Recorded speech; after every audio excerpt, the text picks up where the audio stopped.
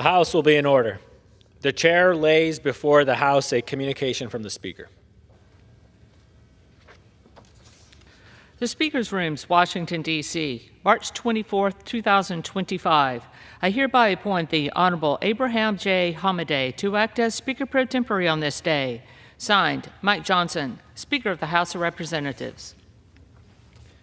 Pursuant to the order of the House of January 3, 2025, the chair will now recognize members from lists submitted by the majority and minority leaders for morning hour debate. The chair will alternate recognition between the parties, with time equally allocated between the parties and each member other than the majority and minority leaders and the minority whip, limited to 5 minutes, but in no event shall debate continue beyond 1:50 p.m. The chair recognizes the gentleman from Pennsylvania, Mr. Joyce, for 5 minutes.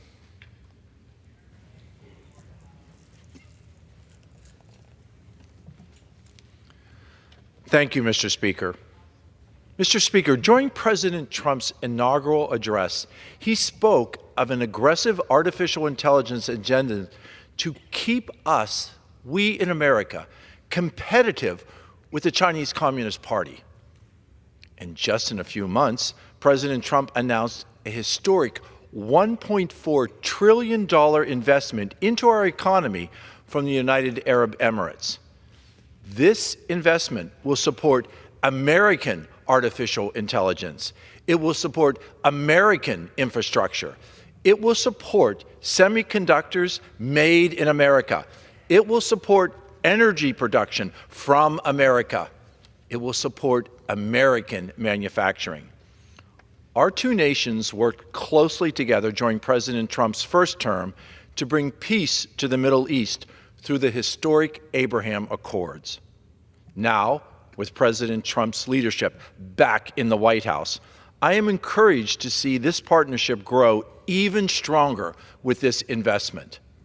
President Trump promised to bring investment back to the United States, and he is already delivering on this promise just 2 months into his term. Thank you.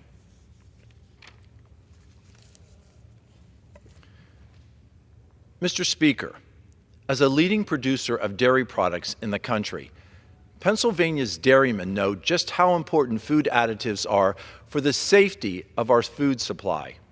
However, the FDA's approval process for these additives has resulted in a decades-long approval process that stifles innovation and leaves American farmers falling behind their international competitors. I am proud to join a bipartisan group of members on the innovative FEED Act to streamline this process and cut the approval time down by years.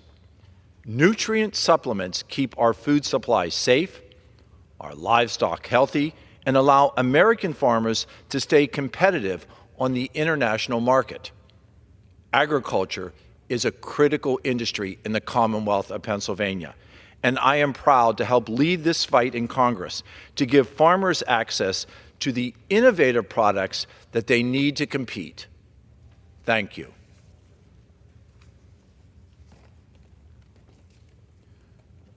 Mr. Speaker, I rise today to recognize the remarkable life and distinguished legacy of Lloyd Peck, a proud veteran, a beloved community leader, and a true American patriot corps during the Korean War. As an advocate for veterans, in addition to serving as the commander of the Blair County War Veterans Council, the Chief Parade Marshal veterans receive their benefits. In the true spirit of Semper Fidelis, Lieutenant Peck continually demonstrated his steadfast loyalty to his fellow veterans and continuously worked to help our nation become that more perfect union.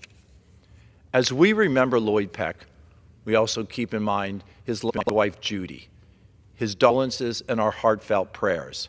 Please join me and all members of Pennsylvania's 13th Congressional District in remembering the incredible life and the legacy of Lieutenant Lloyd Peck. Thank you, Mr. Speaker, and I yield. The chair now recognizes the gentleman from Connecticut, Mr. Larson, for 5 minutes. Thank you, Mr. Speaker. I rise today to address the body with regard to Social Security and the lack of congressional action.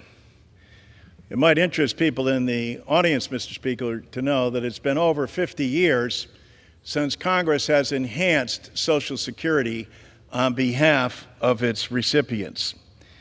That's why we've introduced legislation specifically to address this issue. Yet, Mr. Speaker, at the same time, we see that Mr. Musk has been charged by the President of the United States to cut $2 trillion from the budget. And Mr. Musk has made no bones about the fact that he plans to privatize Social Security, Medicare, amongst others. Social Security, Medicare, and defense, as a number of people in the audience know, makes up more than 70% of the budget. He's been instructed to find $2 trillion. Coincidentally, that's just about how much Trump's tax cut for the wealthiest 1% is, $2 trillion. Where will it come from, Mr. Speaker? Obviously, he has his designs on Social Security, the only one of those entities, defense, Medicare, and Medicaid, that has a trust fund of $2.7 trillion, all of hard-working people's money. It might surprise you, Mr. Speaker, to know that in your district you have over 183,000 Social Security recipients, over 13,000 who are disabled, 7,000 plus children, 8,000 widows, 4,000 spouses. But here's the critical thing, that Republicans should wake up in this time of inflation. Your district, and every district on average, by the way, receives more than $200 million monthly for its Social Security recipients. Your district, Mr. Speaker, receives $354 million. That hasn't been changed since 1971.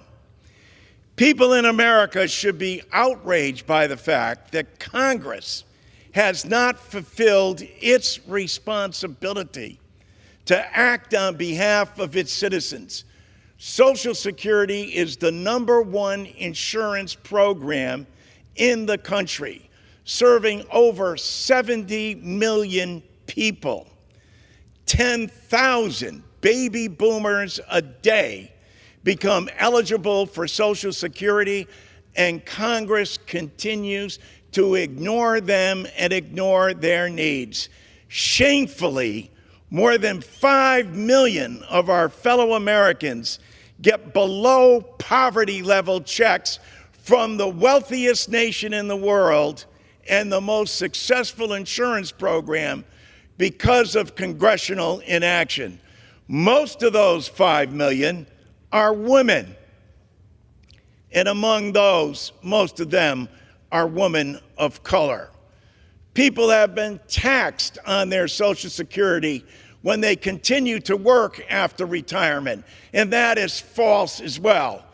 We've had a proposal, Mr. Chairman, to correct all of that, to change it, and oh, by the way, pay for it. And how do we do that, Mr. Chairman? Very simple. We lift the cap on people who pay nothing or very little or are through paying the first day and second day of January. Lifting the cap on people, as President Biden proposed, over 400,000, will provide us the benefits and the solvency that Social Security needs. Why is it that hardworking people in this gallery should pay into a system all their lives and get a benefit, and yet billionaires can be excluded and don't have to pay in the same amount, or some totally circumvent the law altogether and pay nothing? It's long overdue, Mr. Chairman, don't you agree, for a vote to take place for all the citizens in your district, the more than $300 million that comes in? Imagine what that does to the local economy in your district, how it will help out the local grocery store, the pharmacy, and most importantly, the individual families in that region. Stand up, Mr. Speaker, and Republicans, join us in enhancing Social Security, The gentleman's not time cutting has it. expired. The chair reminds members that the rules do not allow references to persons in the gallery. The chair now recognizes the gentlewoman from Iowa, Ms. Miller Meeks, for 5 minutes. Thank you, Mr. Speaker. I rise today after 5 minutes of fiction to bring a little Iowa reality to Washington, D.C. I rise to celebrate Stephen Buchanan, who secured the 197-pound national wrestling title at the NCAA Championships in Philadelphia. His victory was witnessed by President Donald Trump, highlighting the significance of this achievement. Stephen's journey is one of transformation. Transferring to Iowa for his final season, he found not just a team, but a family. Under the guidance of coaches Tom and Terry Brands, Stephen's passion for wrestling was reignited, propelling him to become a 4-time All-American and now a national champion. His triumph not only adds to Iowa's storied wrestling legacy, but also serves as an inspiration to aspiring athletes nationwide. Stephen Buchanan exemplifies the power of dedication, resilience, and a community support system. Congratulations, Stephen, on this well-deserved honor. Your achievement made the Hawkeye Nation proud. Mr. Speaker, I rise today to honor 33 outstanding nurses from Iowa's 1st Congressional District who have been named among the 2025 100 Great Iowa Nurses. These dedicated professionals are at the heart and soul of our healthcare system, showing up every day with compassion, strength, and an unwavering commitment to their patients. As a former nurse, I understand the immense challenges they face and the dedication required to provide exceptional care. I'm incredibly proud to see so many of our district recognized for their hard work, sacrifice, and service. To the nurses being honored today, and to all of those across Iowa, thank you for your tireless efforts to make our communities healthier, stronger, and better places for everyone. Your work truly makes a lasting difference.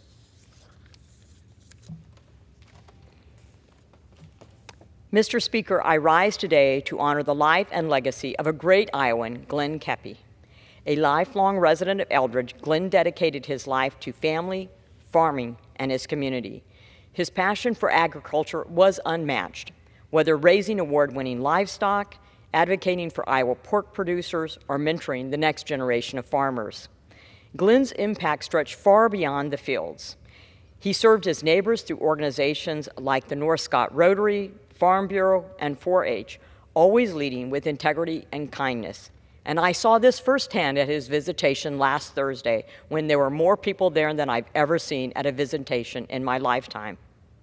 His leadership in agriculture took him all the way here to Washington, D.C., where he served as a political appointee in the George W. Bush administration, working on behalf of rural America. Yet, no matter how far his work took him, his heart remained in Iowa, where he welcomed thousands of students to his farm to share his story of agriculture. Glenn's legacy is one of hard work, service, and an unwavering love for his family. To his wife, Jean, and their children and grandchildren, may you find comfort in knowing his spirit lives on in the land he nurtured and in the lives he touched. God bless Glenn Keppy. I'd like to wish a happy birthday to my brother, Fred. Happy birthday, Fred. And I would like to wish my amazing daughter, Taylor, a very happy birthday. Happy birthday, Taylor. With that, I yield. The chair now recognizes the gentleman from Arkansas, Mr. Hill, for 5 minutes.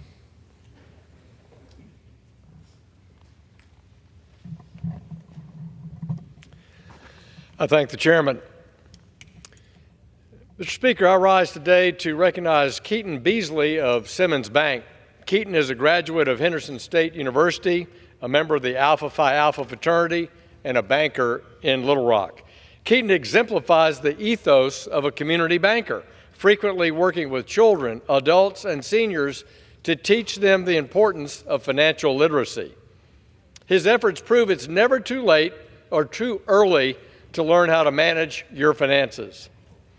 As a former community banker, I admire his efforts to uplift his community and help those around him build a stronger foundation in finance. Keaton, I look forward to seeing your continued impact in Central Arkansas and wish you the best of luck in your bright future in banking. Mr. Speaker, I rise today to honor John Edward Hayne, Jr., who celebrated his 100th birthday on March 20th. A Little Rock native, John graduated from Catholic High School at age 16 in 1941 and is currently the school's oldest living alumnus. He's a World War II veteran.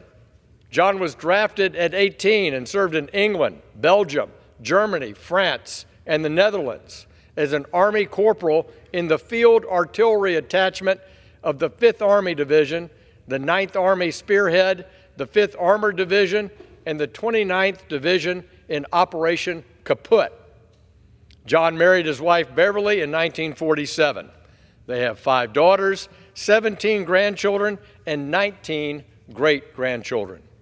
After his service to our nation in World War II, he worked at the Krebs Brothers Supply Company as a traveling salesman and retired as president of Krebs after working there for 50 years.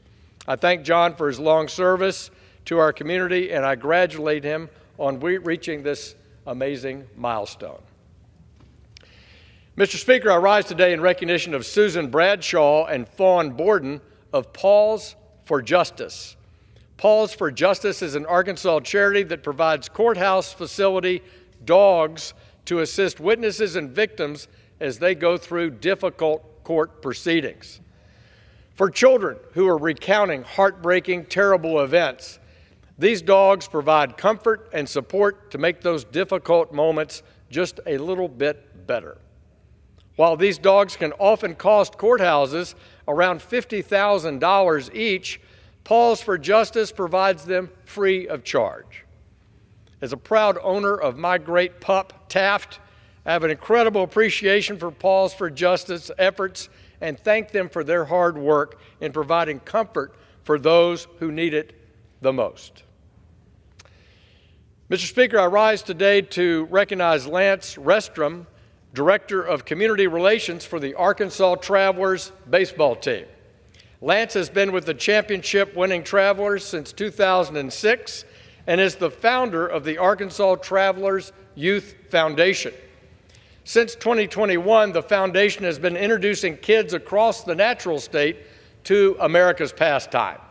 They provide baseball clinics, equipment grants, and scholarships to get kids active and interested in baseball. Lance and the foundation's work serve as an excellent example for those of us who want to make a difference in our communities. I wish Lance and the Arkansas Travelers the best of luck in their new season, and I look forward to my next game at Dickey-Stephens Park. Mr. Speaker, I thank you, and I yield back the balance of my time. The chair recognizes the gentleman from Tennessee, Mr. Kustoff, for 5 minutes.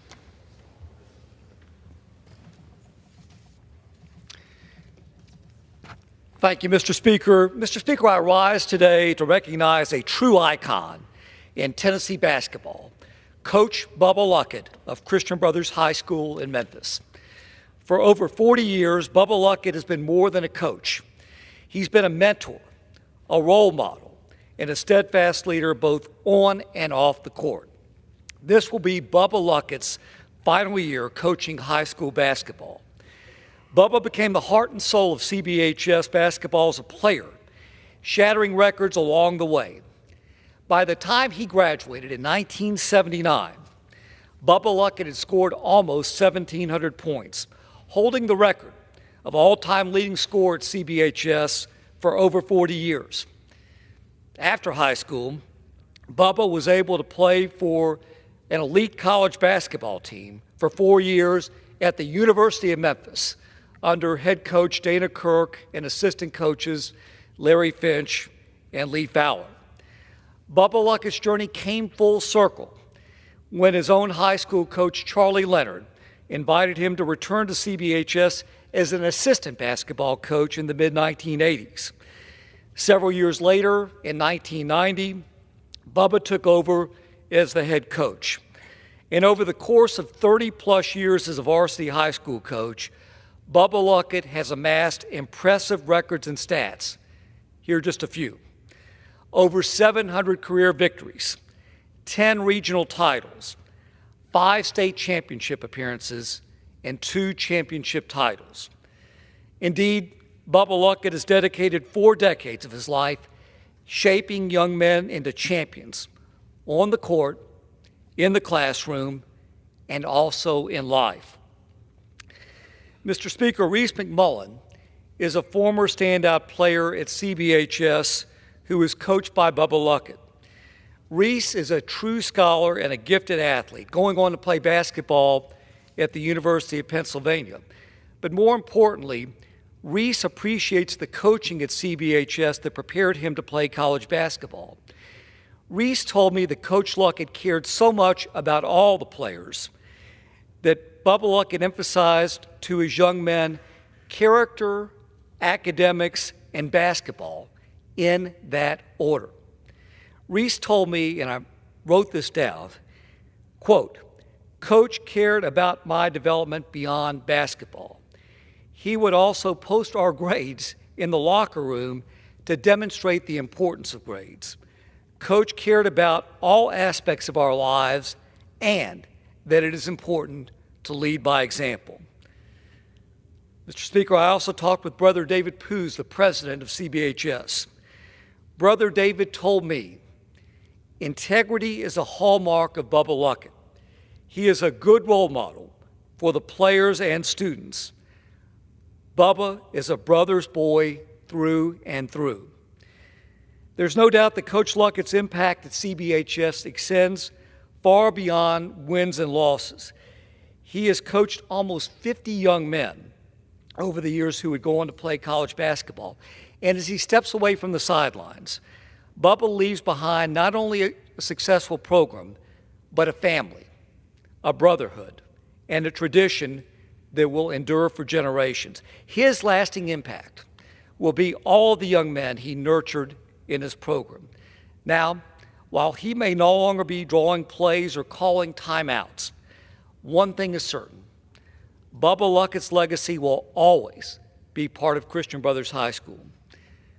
To Bubba and Amy, Roberta and I wish you and your entire family all the best as you begin this next chapter. Thank you for your years of dedication and for the lives that you have influenced through coaching and teaching. Go Brothers. And Mr. Speaker, with that, I'll yield back. Pursuant to Clause 12A of Rule 1, the Chair declares the House in recess until 2 p.m. today.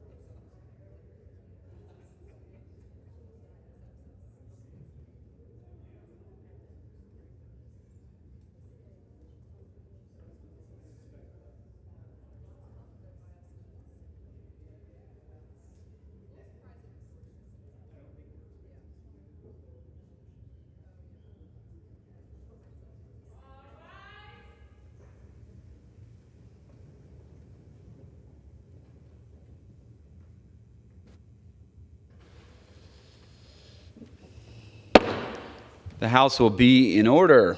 The prayer will be offered by Chaplain Kibben. Would you pray with me? Into your hands, O Lord, our faithful God, we commend to you the life of our colleague and friend, Representative Raul Grijalva. In the embrace of your everlasting arms, may he find rest from his labors and reward for his good and faithful service to you, to his family, and to his country. May his unwavering commitment to justice serve as a measure to our own pursuit of righteousness. May his public service of over 40 years serve as an inspiration to our own desire to contribute to the welfare of our communities. Grant Congressman Grijalva's wife, Ramona, his 3 daughters, Adelita, Raquel, Marisa, and their families, the comfort of your spirit in these days of grief.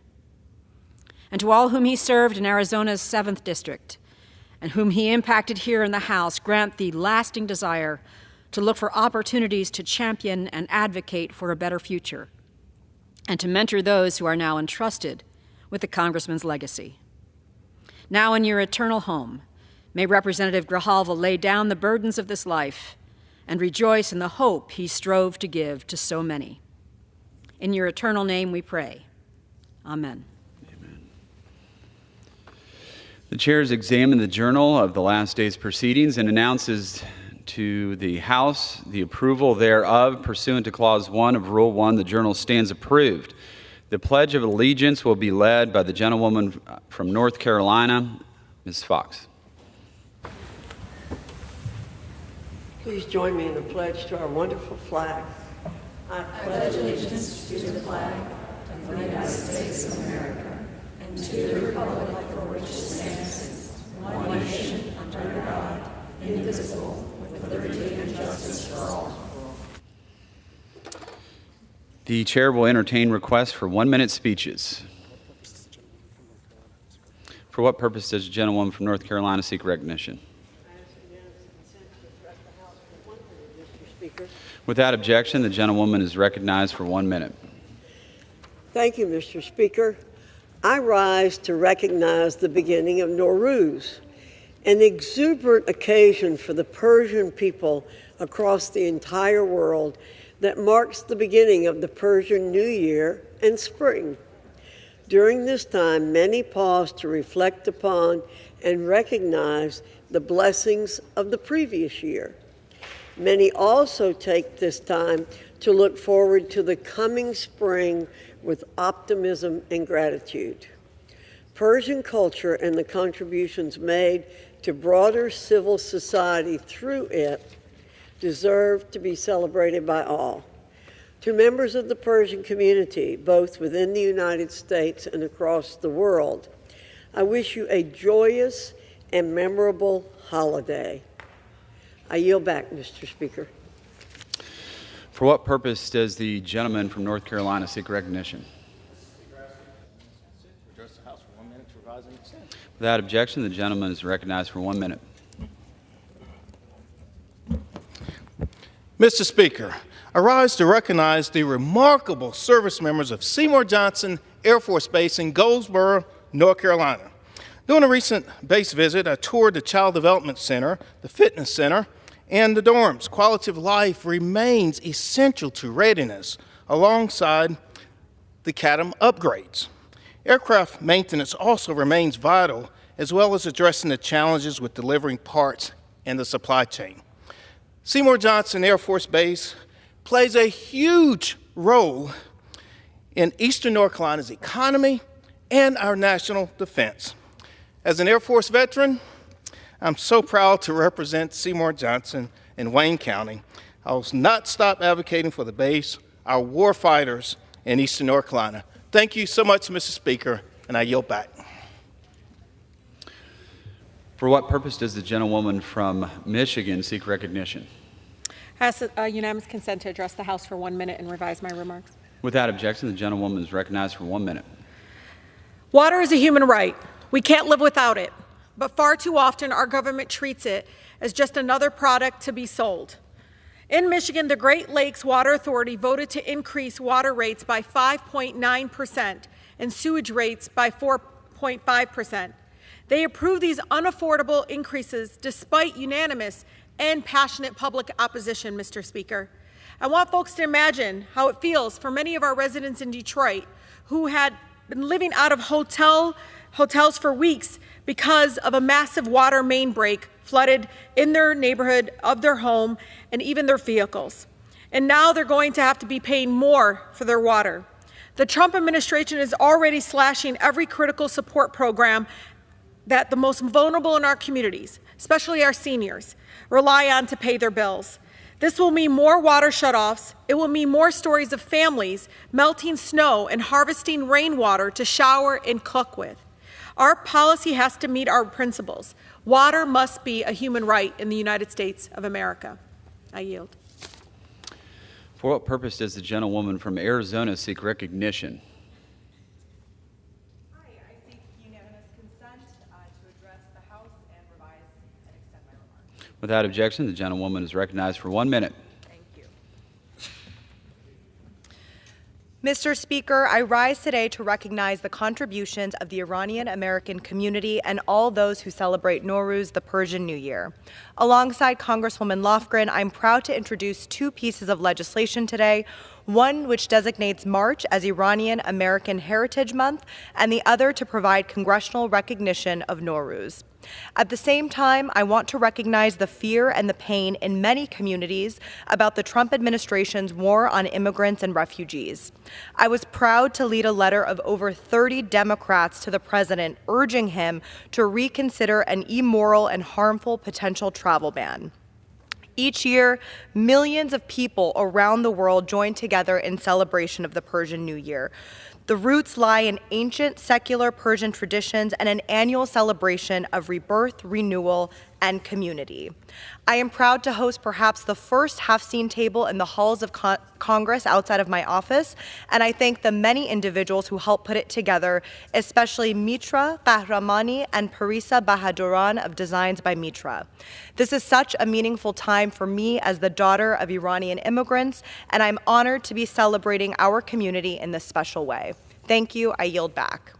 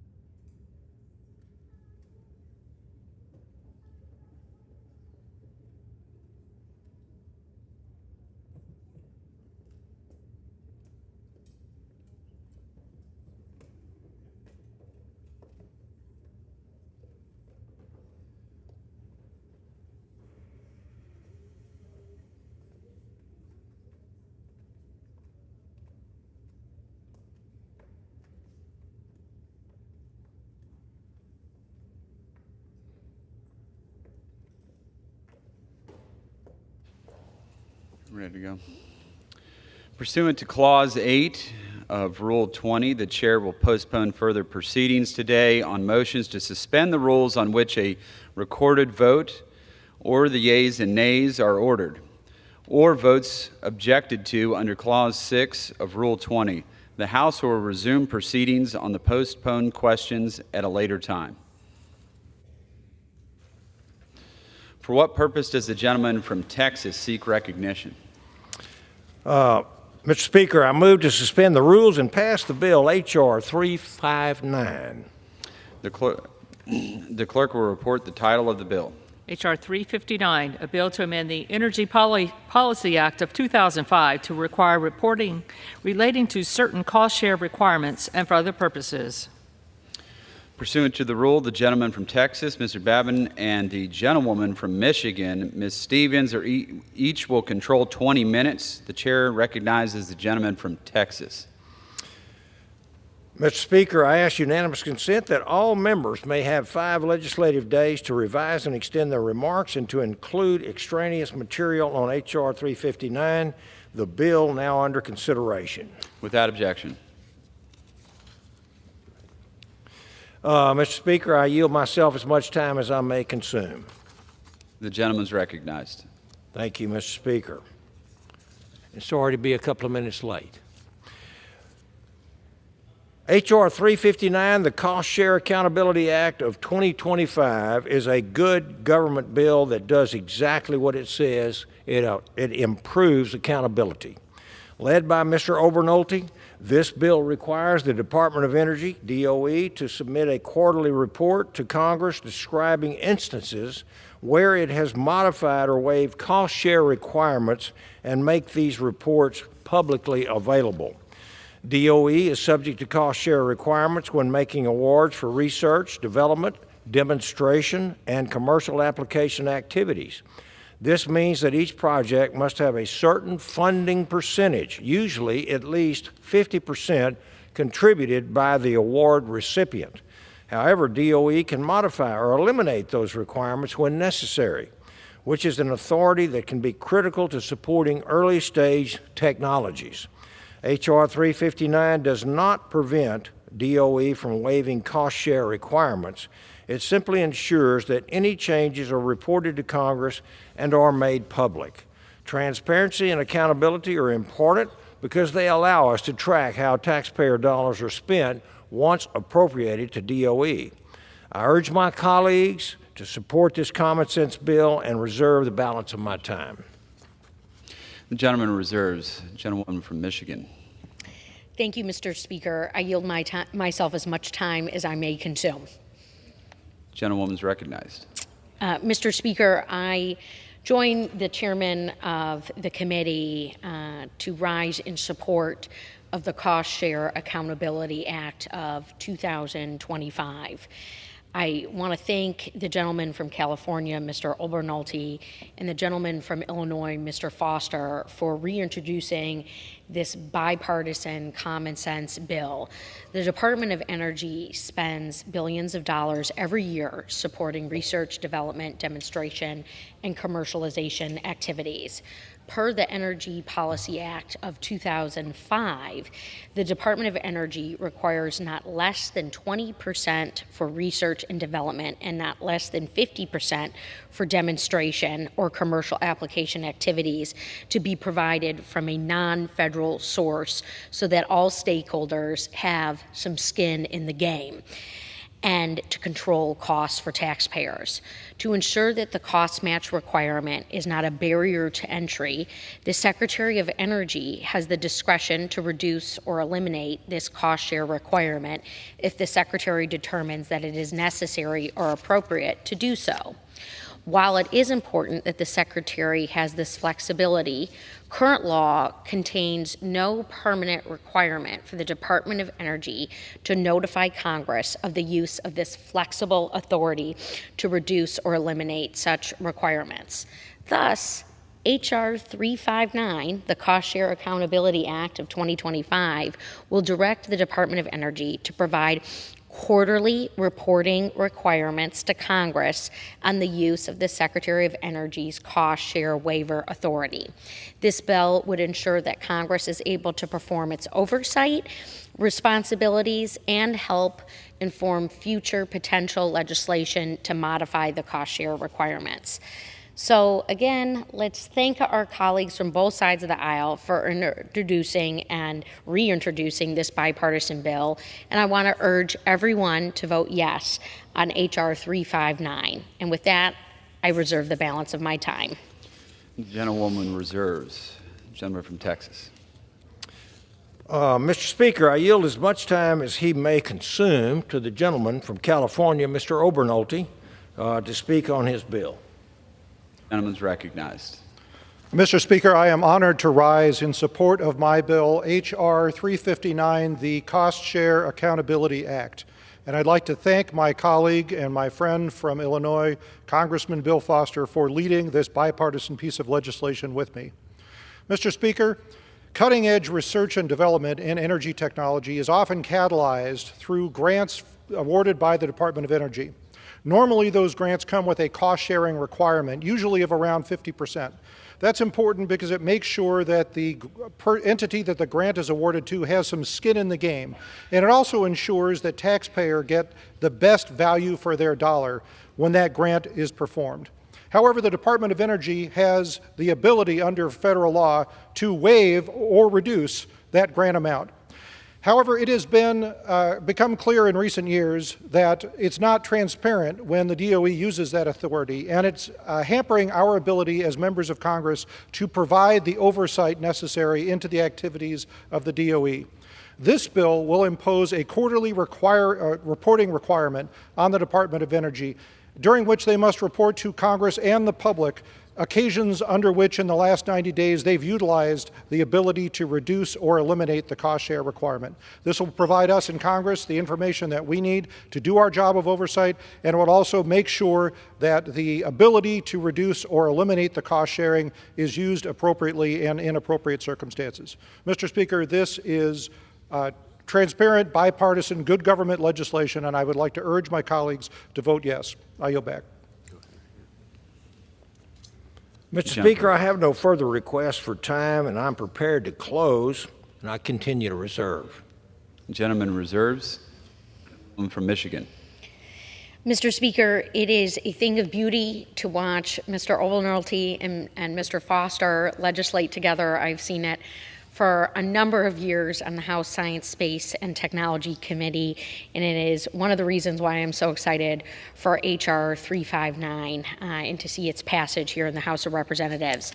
At this time, Mr. Speaker, I have no further requests for time to speak on this bill, and I am prepared to close, and I'll continue to yield myself the balance of the time. The gentleman is recognized.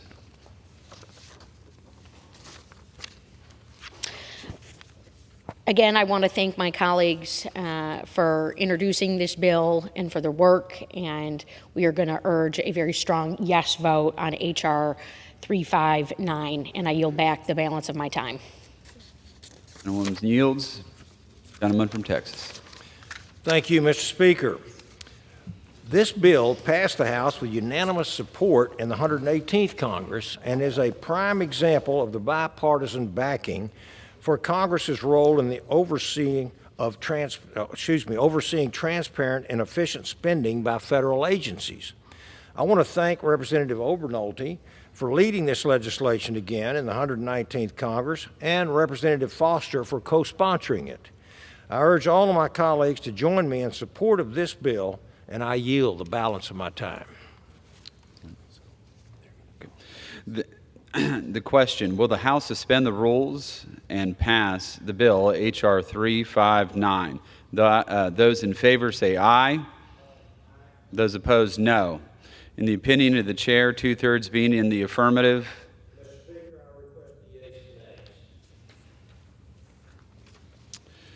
The yeas and nays are requested. All those in favor of taking the vote by the yeas and nays will rise and remain standing until counted. A sufficient number having risen, the yeas and nays are ordered pursuant to Clause 8 of Rule 20. Further proceedings on this question will be postponed. For what purpose does the gentleman from Texas seek recognition? Mr. Speaker, I move to suspend the rules and pass the bill H.R. 730 as amended. The clerk will report the title of the bill. H.R. 730, a bill to coordinate federal research and development efforts focused on modernizing mathematics and STEM education through mathematical and statistical modeling, including data-driven and computational thinking, problem, project, and performance-based learning and assessment, interdisciplinary exploration, and career connections, and for other purposes. Pursuant to the rule, the gentleman from Texas, Mr. Babin, and the gentlewoman from Michigan, Ms. Stevens, each control 20 minutes. The chair recognizes the gentleman from Texas. Thank you, Mr. Speaker. I ask unanimous consent that all members may have 5 legislative days to revise and extend their remarks and to include extraneous material on H.R. 730, the bill now under consideration. Without objection. Mr. Speaker, I yield myself as much time as I may consume. Gentleman's recognized. Thank you, Mr. Speaker. I'm proud to support H.R. 730, the Mathematical and Statistical Modeling Education Act, sponsored by my colleagues, Representatives Houlihan and Baird. The importance of STEM education to our economy cannot be overstated. The National Science Board's 2024 Science and Engineering Indicators Report estimates that our country's STEM workforce constitutes 24% of all U.S. jobs. Further still, the Bureau of Labor Statistics predicts that the need for STEM jobs will increase by another 11% by 2032. America's education sector must ensure that we meet this growing demand head on. Many STEM jobs require data comprehension to inform decision making, but we are currently not providing a strong foundation for that skill in our schools.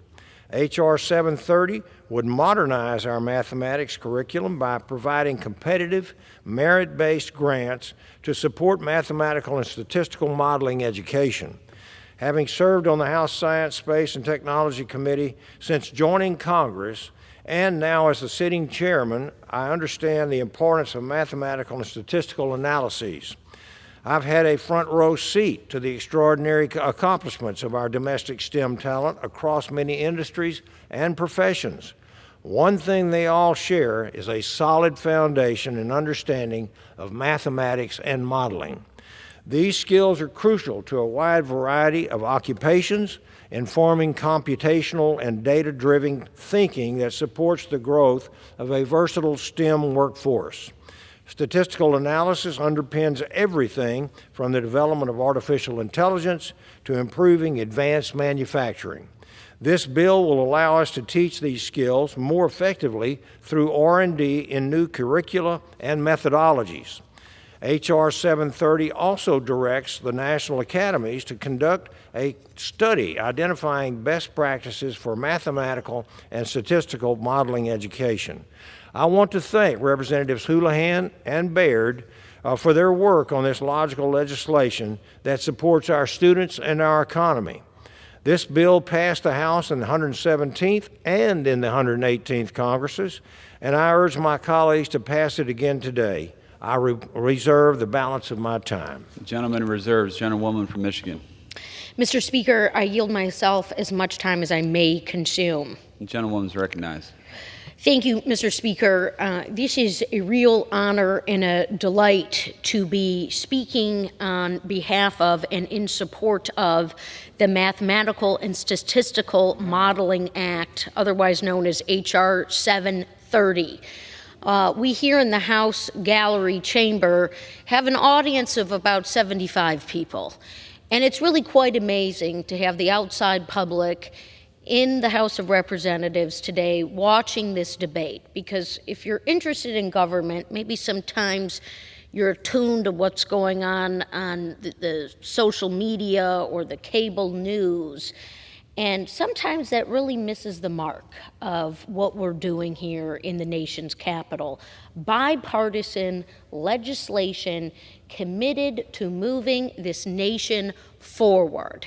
And I don't say that lightly, but to look at Representative Houlihan and Representative Baird, two members of the class of 2018, they're both in their fourth term. I've passed legislation with both of them. Now they've joined together to pass this H.R. 7030, a STEM bill. Science, technology, engineering, and mathematics. You don't have STEM without mathematics. And to say that we are going to call on the National Science Foundation to support mathematical and statistical modeling education starting in elementary school and secondary schools. These activities are going to include providing grants to academic institutions and nonprofit organizations that improve data science skills, enhance computational thinking, and enable access to professional development opportunities. My friends, this is how we compete and win on the world stage. And it's so very important, as somebody myself who worked in a manufacturing research lab, and I, have brought in expert witnesses onto the Science Committee that, yes, our great chair has been a part of for his whole tenure in the Congress. And we've heard this from the researchers. I've heard this since before I came into Congress, that we need this skill set. And what we want to say to the young people, we have young people observing the floor right now, and I don't know the full curriculum that they're in and whatnot. I imagine there's an interest in government. But STEM is also of note. And when we were doing STEM education in the lab I was in, we had a great researcher. I mean, this man had a great engineering degree, and we'd do the STEM education, and he would tell the students that he didn't always pass his math classes the first round, but he had the surrounding cushion to help him go back for a second round. And that's what it's all about in America. If you want to be an engineer, or if you want to contribute to our advanced manufacturing economy, we want your talent. And so with the Baird-Houlihan bill, what we're going to be doing is seeing NSF do what it's already doing, but double down for a continuum educational experience at the NSF so that students can thrive. Because what we don't want is a bunch of one-offs, and all of a sudden you're graduating high school and you maybe had some exposure to these computational skills. We're competing across the world with talent. Our schools need to have the best ability to thrive. So we want to urge everybody in this data-driven AI exciting world that the United States is leading, we want to encourage our colleagues on both sides of the aisle to say, yes, we want this bill, H.R. 7030, to move forward. So with that, Mr. Speaker, I'm going to reserve the balance of my time. Gentleman reserves. The chair reminds members that the rules do not allow references to persons in the gallery. From Texas is recognized. Thank you, Mr. Speaker. I have no further requests for time, and I am prepared to close, and I continue to reserve. Gentleman reserves. From Michigan is recognized. And with that, I am going to yield Ms. Houlihan 3 minutes for remarks. Is recognized. Thank you. Thank you, Mr. Speaker, and thank you, Representative the Honorable Haley Stevens, for this opportunity to speak on behalf of this really important legislation. Imagine, if you will, the ability to model a manufacturing process to design a basketball shoe, or maybe modeling the opportunity to cure a disease, or maybe modeling business behavior, market behavior, or perhaps modeling a system to be able to equitably give organs or donate organs to people, or molecules to cure a disease, or modeling energy sources so that we can have a more safe and healthy planet, or maybe even unfortunately having to model the destruction of our infrastructure so that we can make sure that we have the national security resources to be able to protect our fine nation. H.R. 730, the Mathematical and Statistical Modeling Act, is designed to address all of these different issues in our society. But I come to the floor with really bad news, as though we needed more. America's K-12 students are falling further and further behind, particularly behind China's students academically. And this lag is particularly concerning when we talk about the STEM fields, because our industrial base continues to tell us that we are not educating and preparing the designers and engineers and modelers of the future in order to be able to compete with these, our adversaries. The National Assessment on Education Progress, which is colloquially known as the nation's report card, has shown us that this knowledge and talent shortage is a nationwide challenge. In 2022, the assessment registered the largest decline in mathematics scores since we first started assessing in 1990. The scores of the average fourth grader were down 5 points. Worse, the average eighth grader recorded a score of 8 points lower than the previous assessment. The 2024 survey was even more concerning because it showed an overall growth of 0 from 2022 and even declines amongst some students as well. With all of the chaos that's unfolding in other parts of our government, particularly in the education sector, now is the time to invest in math and STEM education.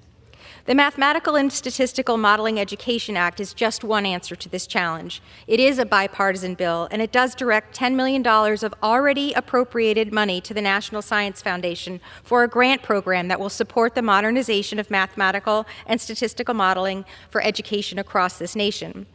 As a former educator myself and an engineer by education and profession, I know personally that there is a very serious need to improve mathematics education for our K-12 students.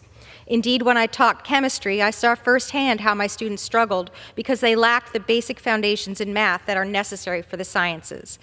And today, I hear from our generals and our CEOs both about what these gaps mean for our country. It doesn't just hurt our economy, it hurts our national security as well. Math skills form the basis for all of the STEM disciplines, and importantly, they also form the basis just for critical thinking and problem solving in general. If our students can't get ahead in school, how will they get ahead in the STEM workforce as engineers? Mr. Speaker, I'll yield Ms. Houlihan an additional minute. Thank you. Gentlewoman Computer is recognized. scientists, chemists, nurses, doctors, and much more. And importantly, how will those who may decide to pursue STEM fields succeed where these same skills are useful among the trades or manufacturing? But thankfully, schools across the country are developing new schools and new tools and new curricula with students to help them learn these challenging topics. I want to repeat again that this is without any additional cost. This is with funds already appropriated. I want to repeat again that this is a bipartisan piece of legislation that will provide our young people with the skills they need to succeed in our marketplace. It passed in the 118th Congress, unanimously out of the Committee in Science and Space and Technology as well, when it was last marked up. I hope that my colleagues will support this unanimously and make this bill finally a law. Lastly, I do want to thank my Republican colleague and fellow veteran, Mr. Baird, for his hard work on this legislation, and my extended appreciation to the staff of the SST Committee, Representative Stevens and Representative Babins as well, who have helped shepherd this legislation through today. I urge my colleagues on both sides to support this common sense bipartisan measure to strengthen our national security and our economy, and thank you. I yield back.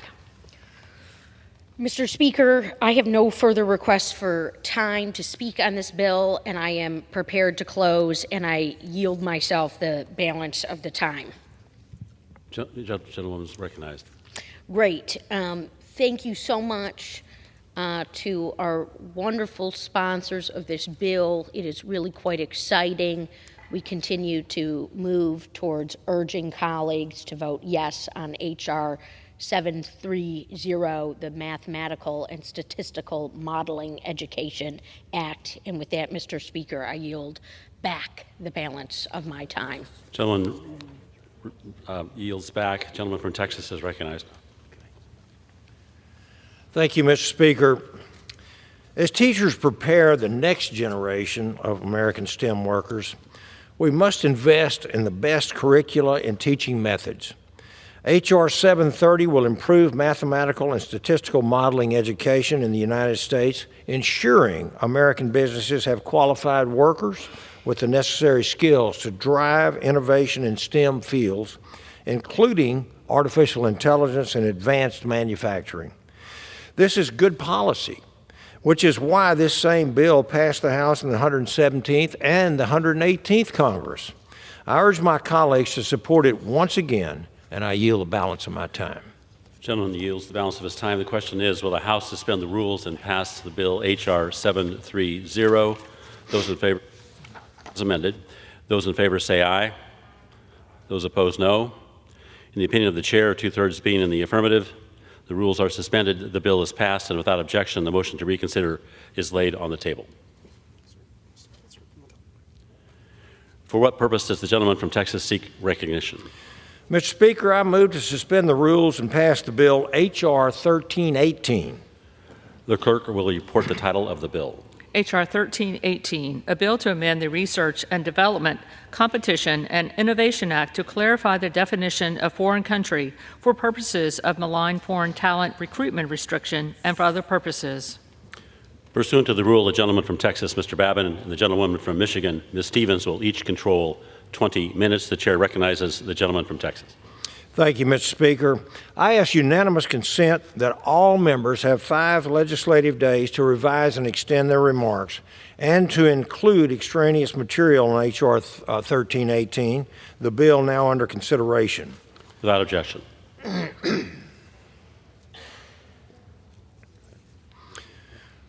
Mr. Speaker, I yield myself as much time as I may consume. Gentleman is recognized. Thank you. Thank you, Mr. Speaker. I'm pleased to stand in support of H.R. 1318, the United States Research Protection Act, sponsored by my colleagues, Representatives Kennedy and Stevens. This legislation passed the House in the 118th Congress, and I'm pleased that we're taking it up again today. America's leadership in science and technology is built on the foundation of federal investments and basic research. These investments enhance our national security, strengthen our economy, and improve the lives of our citizens. Our unique research ecosystem, which combines federal, academic, and private R&D efforts, drives America's advancement in science and technology. However, for this system to work, we need a degree of open science that facilitates collaboration and transparency. The challenge is ensuring this openness does not compromise our research security. And while the U.S. has significantly profited from this system, other countries, friends, and foes also benefit from U.S. investments.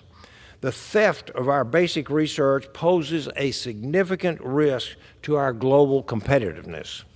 It takes our cutting-edge innovations and it puts them to work for our adversaries, undermining our economy and hindering our ability to stay at the forefront of discovery. A 2023 survey by the Center for Strategic and International Studies found 224 reported instances of Chinese espionage directed at the United States since 2000. After conducting oversight of recently enacted research safety requirements, security requirements, the House Science, Space, and Technology Committee was informed that complicated and confusing language in the CHIPS and Science Act was preventing the academic community from fully securing taxpayer-funded research. H.R. 1318 will update and clarify the definition of a malign foreign talent recruitment program to assist universities and agencies in protecting our national investments. This bill is a simple, bipartisan solution to protect our tax dollars and the research that they fund from foreign espionage. I want to thank Representatives Kennedy and Ms. Stevens for their work on this critical legislation.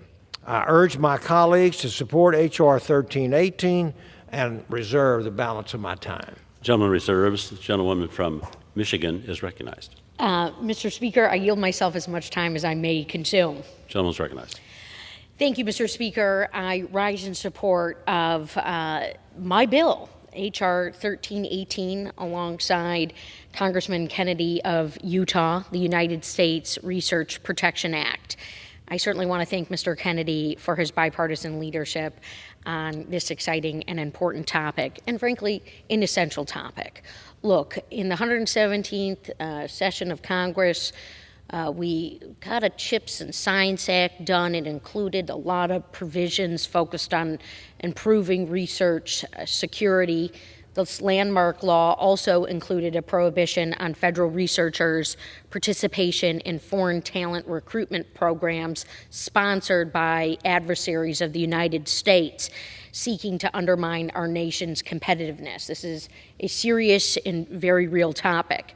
And so by installing safeguards and creating informed practices for our agencies, institutions, and researchers to implement, the CHIPS and Science Act is continuing the innovation ecosystem necessary to win into the mid-21st century.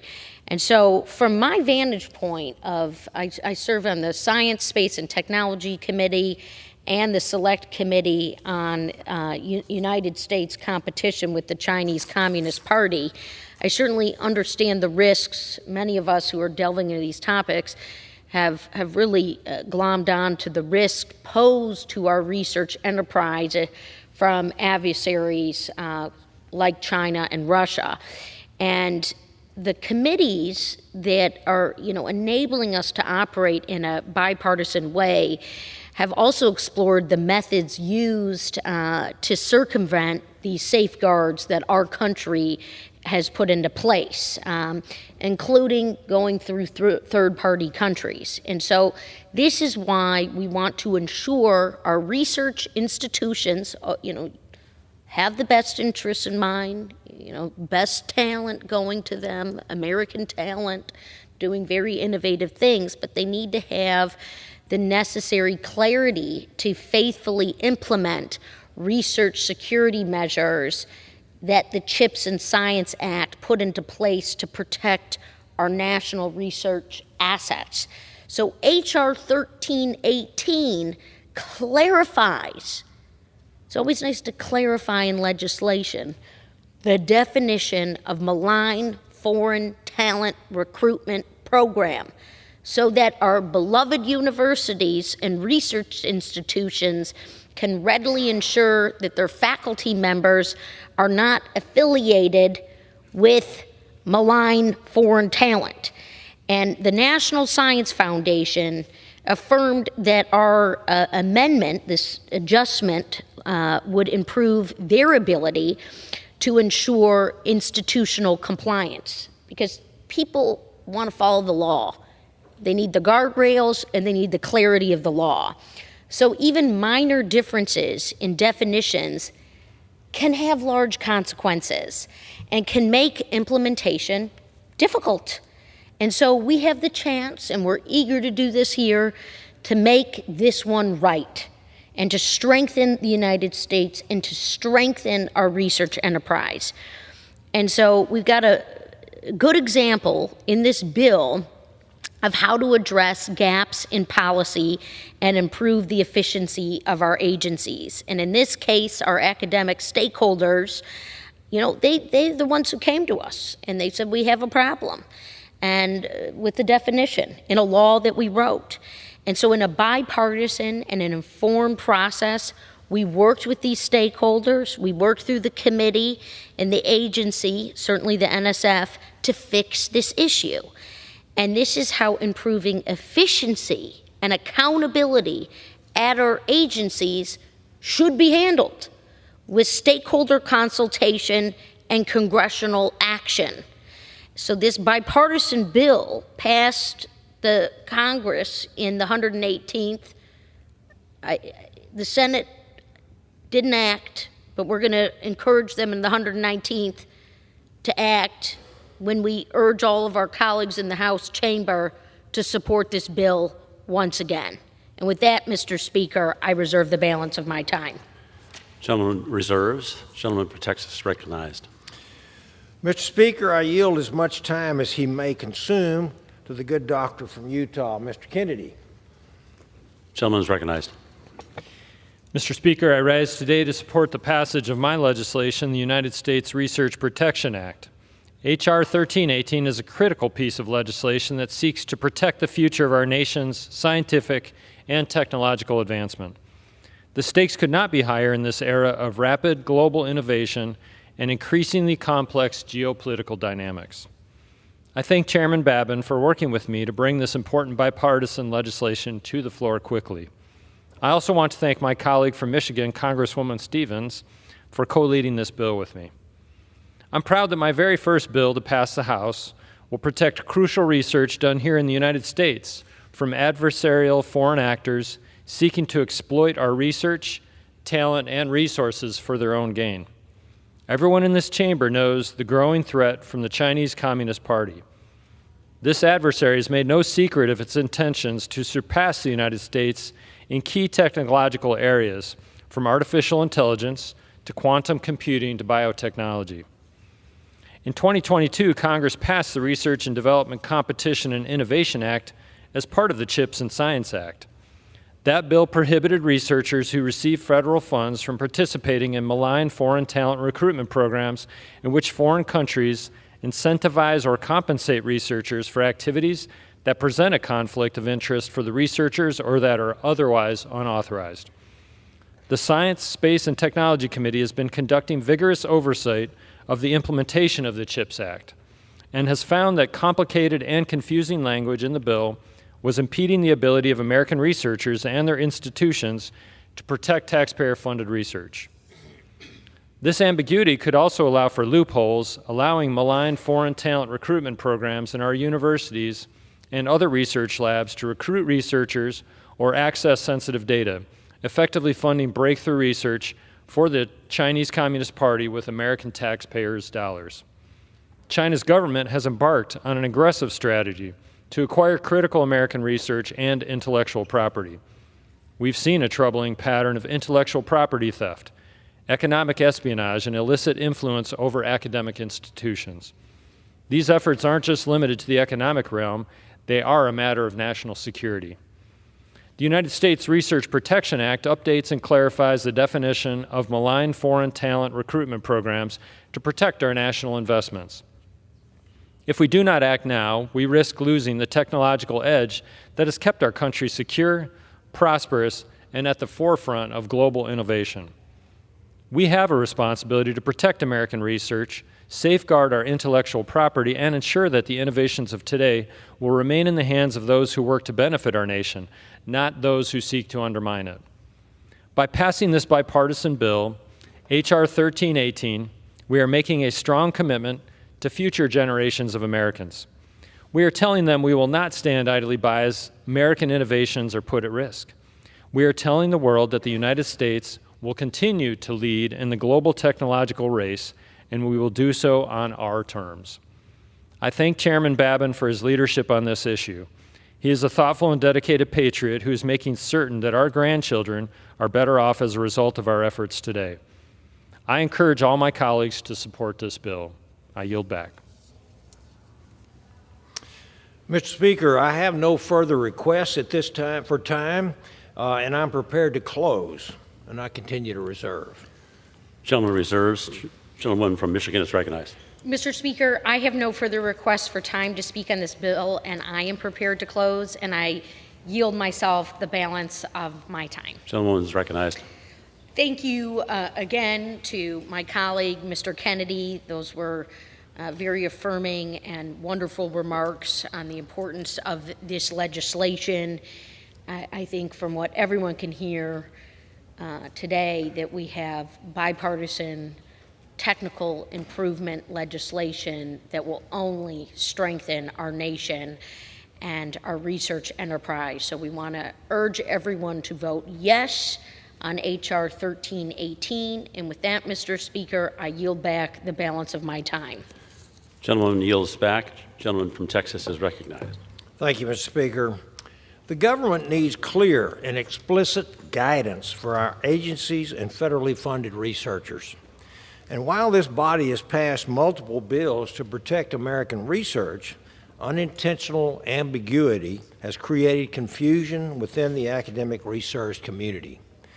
H.R. 1318 will eliminate confusion around the implementation of research security requirements and increased protections of our R&D enterprise. I would urge my colleagues to support this simple, non-controversial, bipartisan legislation, and I yield the balance of my time. Gentleman yields back. The question is, will the House suspend the rules and pass the bill H.R. 1318? Those in favor say aye. Those opposed, no. In the opinion of the chair, 2/3 being in the affirmative, the rules are suspended, the bill is passed, and without objection, the motion to reconsider is laid on the table. For what purpose does the gentleman from Texas seek recognition? Mr. Speaker, I move to suspend the rules and pass the bill H.R. 1325. The clerk will report the title of the bill. H.R. 1325, a bill to provide for transparent licensings of commercial remote sensing systems and for other purposes. Pursuant to the rule, the gentleman from Texas, Mr. Babin, the gentlewoman from Michigan, Ms. Stevens, will each control 20 minutes. The chair recognizes the gentleman from Texas.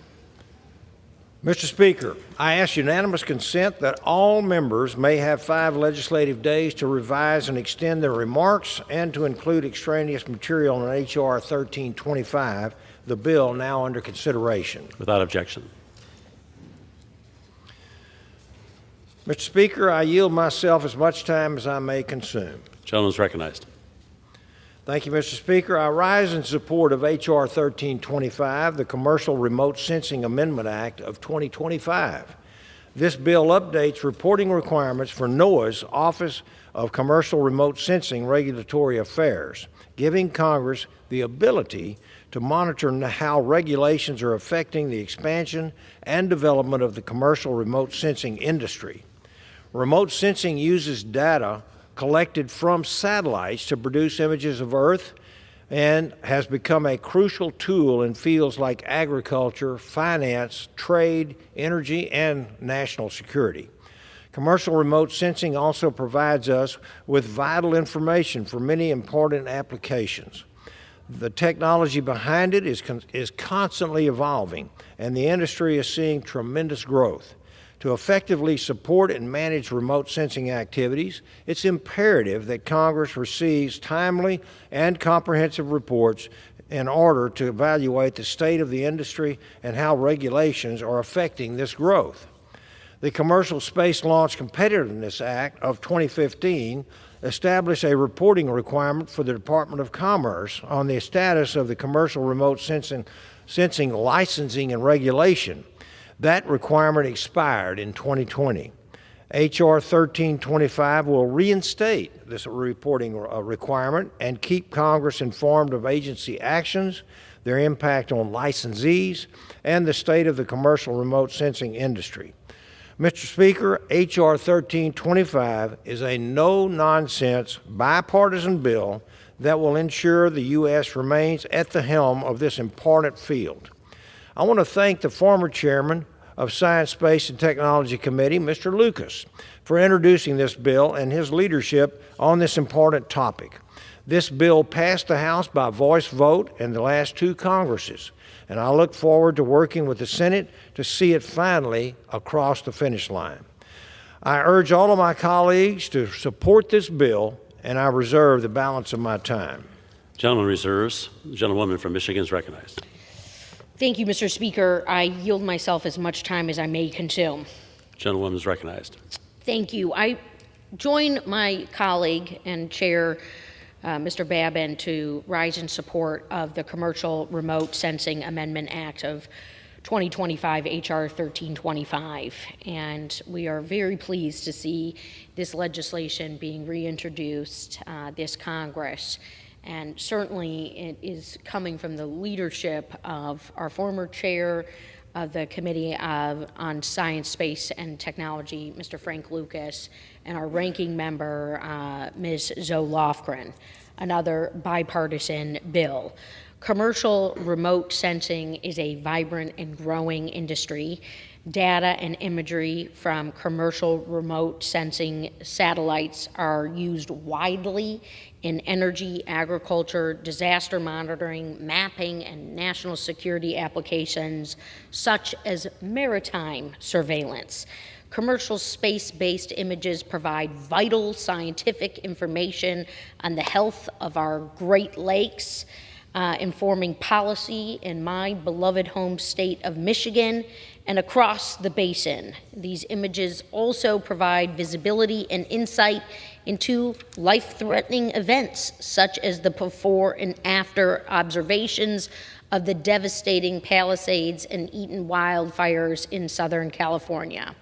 In 1992, Congress, led by the Science, Space, and Technology Committee, authorized the Secretary of Commerce to license and regulate private sector parties to operate commercial remote sensing space systems. Since that time, the commercial remote sensing industry has changed quite dramatically. And today, companies from across the world are launching commercial remote sensing systems and selling the data. We must ensure that the United States remains at the forefront of this industry, especially as the Chinese Communist Party is advancing in the remote sensing sector. So, a 2004 report from the Center for Strategic and International Studies plainly put it, quote, should any one country dominate the commercial remote sensing market, not only could it gain economic advantages, but it would also control the information narrative about the entire planet, from the environment to natural resources to human conflict. So this bill provides Congress the transparency and insight we need to oversee the licensing and regulation of private remote sensing systems, and it modifies the timeline for completing licenses to conform with updated regulations. It also requires information to provide Congress with details on licensing related to regulatory changes. Further, it extends the requirement for an annual report on commercial remote sensing licenses through 2030. So I am very enthusiastic about this important bipartisan commercial space legislation. It is always a good day in the chamber when Chair Babin is talking about commercial space legislation, and it is always a good day when we are doing things bipartisan on behalf of American competitiveness. And with that, Mr. Speaker, I urge my colleagues to vote yes on H.R. 1325, and I reserve the balance of my time. Gentleman reserves. Gentleman from Texas is recognized. Thank you, Mr. Speaker. I yield as much time as he may consume to the gentleman, our former chairman from Oklahoma, Mr. Lucas. Gentleman is recognized. Thank you, Mr. Speaker, and thank you, Chairman Babin. I can't, and I have to acknowledge this, I can't think of a better set of hands to have the chairmanship of this critically important committee, Science, Space, and Technology, and you and Ranking Member Lofgren and my good friend from Michigan over there. The committee you preside over represents the future of this great country. And I always tell people the Science Committee is not just about yesterday or tomorrow. It's 5 years, it's 50 years, it's 250 years into the future. And that's just an amazing thing. But today, I rise in support of H.R. 1325, the Commercial Remote Sensing Act. I've introduced this bipartisan legislation in the past two Congresses, and on both occasions the measures passed the House by voice vote. I reintroduced the bill this Congress along with my colleague and friend, the ranking member of the Science Committee, Ms. Lofgren. It updates the reporting requirements for NOAA's Office of Commercial Remote Sensing Regulatory Affairs so that Congress can monitor how regulations are impacting the growth and improvement of the commercial remote sensing industry. Congress first authorized the licensing and regulation of commercial remote sensing space systems in 1992.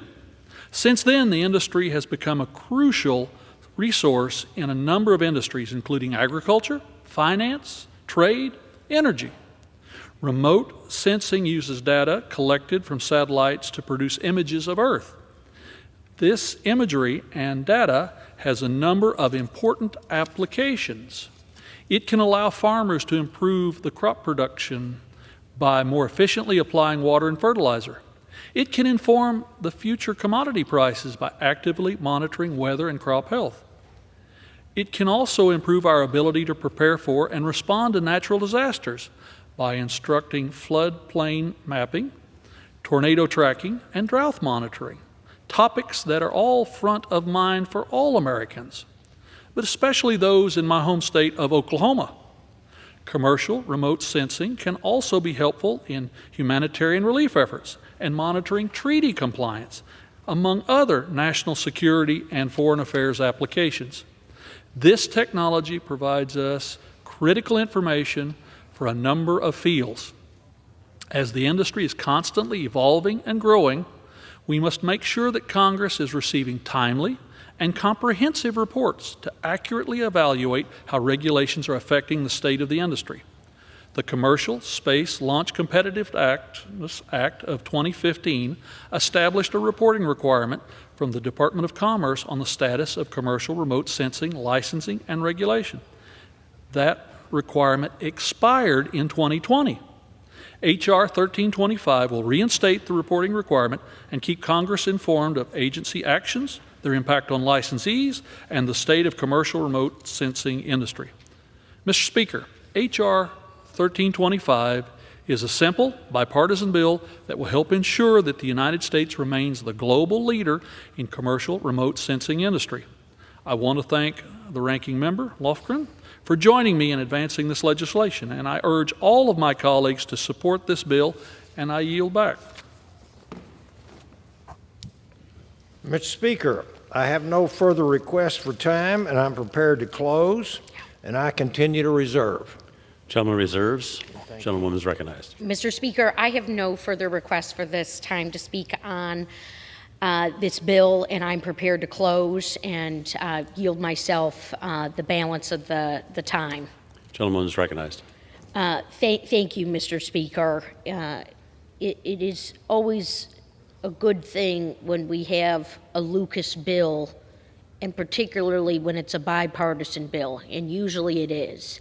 And you just heard his remarks in this debate. They've really nailed this one. H.R. 1325 remains an important and necessary piece of legislation that I am proud to support and urge my colleagues to vote yes on. And with that, Mr. Speaker, I yield back the balance of my time. Gentlewoman yields back. Gentleman from Texas is recognized. Thank you, Mr. Speaker. As I said previously, commercial remote sensing provides us with critical information related to a number of fields important to the U.S. competitiveness. H.R. 1325 will ensure that Congress receives the updates necessary to monitor industry regulations. By updating these reporting requirements, we will ensure the U.S. remains the global leader in this crucial sector. I urge my colleagues to support this legislation, and I yield back the remainder of my time. Gentleman yields back. The question is, will the House suspend the rules and pass the bill H.R. 1325? Those in favor say aye. Aye. Those opposed, no.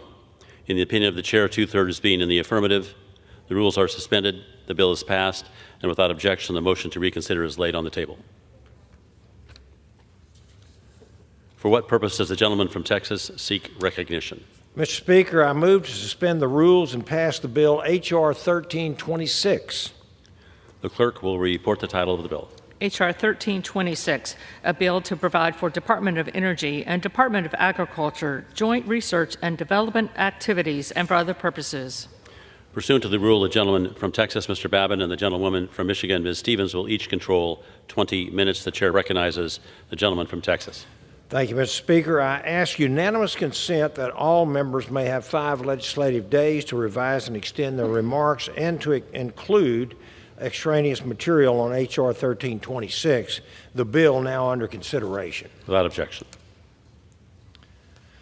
Mr. Speaker, I yield myself as much time as I may consume. Gentleman is recognized. Thank you, Mr. Speaker. H.R. 1326, the DOE and USDA Interagency Research Act, is a perfect example of government efficiency. This bill directs the Department of Energy and the Department of Agriculture to share their resources and to share their resources and knowledge to achieve common mission priorities. DOE and USDA already have a successful track record of collaboration in topics such as the energy-water nexus, invasive species control, wildfire risk mitigation, and biofuels. Through the expanded interagency agreement authorized in this bill, DOE and USDA can tackle additional complex research challenges, such as genomics-based research and rural energy development and grid modernization. These joint efforts advance clean energy and agricultural technologies and promote rural economic growth. As global competition intensifies and our adversaries seek to gain an advantage by feeding and clothing the rest of the world, it is vital that we strengthen and preserve this interagency collaboration to keep pace through innovation. This bill will do exactly that. We have two world-class agencies, DOE and USDA, conducting research, so it only makes sense that we ensure they are both at the table to coordinate on a wide range of topics. I urge my colleagues to support this common sense bill and reserve the balance of my time. Gentleman reserves. Gentlewoman from Michigan is recognized. Mr. Speaker, I yield myself as much time as I may consume here. Gentlewoman is recognized. Thank you, Mr. Speaker. I am rising in support of the DOE and USDA Interagency Research Act, H.R. 1326. Thank you to the gentleman from Oklahoma, Mr. Lucas, again, our former committee chair, for reintroducing this legislation alongside the gentlewoman from California, Ms. Lofgren, our ranking member of the Committee on Science, Space, and Technology. The Department of Energy and the United States Department of Agriculture have a long established history of partnering to address multidisciplinary research areas like biomass energy development, sustainable aviation fuels, and various methods for improving clean energy development and deploying that development in rural America. So H.R. 1326 is going to codify and strengthen these cross-cutting and collaborative research and development activities between these two departments, the Department of Energy and the Department of Agriculture. This bill positions these agencies to overcome future international competition challenges while accelerating the production of biofuels, renewable chemical feedstocks, and conversion systems that can support clean energy technologies and, of course, rural economic growth. I join in encouraging colleagues to support this legislation, and with that, I reserve the balance of my time. Gentlewoman reserves. Gentleman from Texas is recognized. Mr. Speaker, I yield as much time as you may consume to the gentleman from Oklahoma, Mr. Lucas, our former chairman. Gentleman is recognized. Thank you, Mr. Speaker, and I rise in support of H.R. 1326, the DOE and USDA Interagency Research Act. This bill allows the Department of Energy and the Department of Agriculture to work together to improve how we grow our food, fiber, and fuel in America.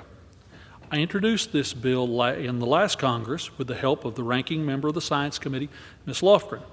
The measure passed with unanimous support through the committee and by voice vote on the House floor. As a farmer and rancher myself, I'm proud to sponsor this bill, which will help us address cross-cutting research challenges that will advance crop science, maximize carbon storage, enhance precision agricultural technologies, and much more. DOE and USDA already have a successful track record of collaboration to mitigate invasive species, to modernize the grid, address energy-water nexus, develop biofuels, and improve agricultural operations. DOE has some of our country's most advanced computing capacity as well as world-class research facilities and a depth of scientific expertise. These resources can be used to support the work being done by America's farmers and ranchers, ultimately strengthening our agricultural production. This bill before us today is a smart, bipartisan legislation that codifies the partnership between DOE and USDA, ensuring that they can continue to work together on these inter-industry challenges. I want to thank Mrs. Lofgren for working with me on this the past two Congresses and on this bill. And I deeply appreciate her support of agricultural research. And it's always a pleasure to be on the floor with Ms. Stevens from Michigan. I urge all my colleagues to join us in supporting this bill, and I yield back. Mr. Speaker, thank you, Mr. Chairman. Yes, sir. Mr. Speaker, I have no further requests for time, and I am prepared to close, and I continue to reserve. Gentleman reserves. Gentleman from Michigan is recognized. Mr. Speaker, I also have no further requests to speak on this bill, and I am prepared to close and yield myself the balance of the time. Gentleman is recognized. Thank you. Let's make this a reality with H.R. 1326. We want to urge a yes vote, and with that, I yield back the balance of my time. Thank you, Mr. Speaker. This bill passed the House with unanimous support last Congress. That's because smart, bipartisan legislation rarely faces opposition. I want to thank former Science, Space, and Technology Committee Chairman Mr. Lucas and Ranking Member Lofgren for once again leading this effort. I urge all of my colleagues to support this bill, and I yield the balance of my time. Gentleman yields back. The question is, will the House suspend the rules and pass the bill H.R. 1326? Those in favor say aye. Those opposed, no.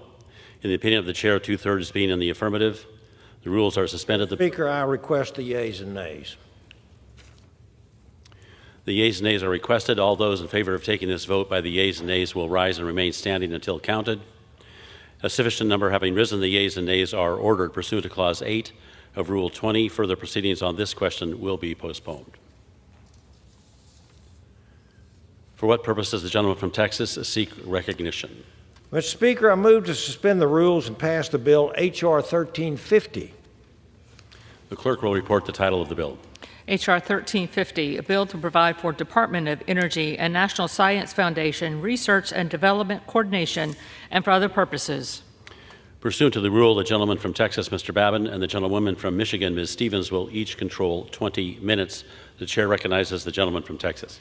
Mr. Speaker, I ask unanimous consent that all members may have 5 legislative days to revise and extend their remarks and to include extraneous material on H.R. 1350, the bill now under consideration. Without objection.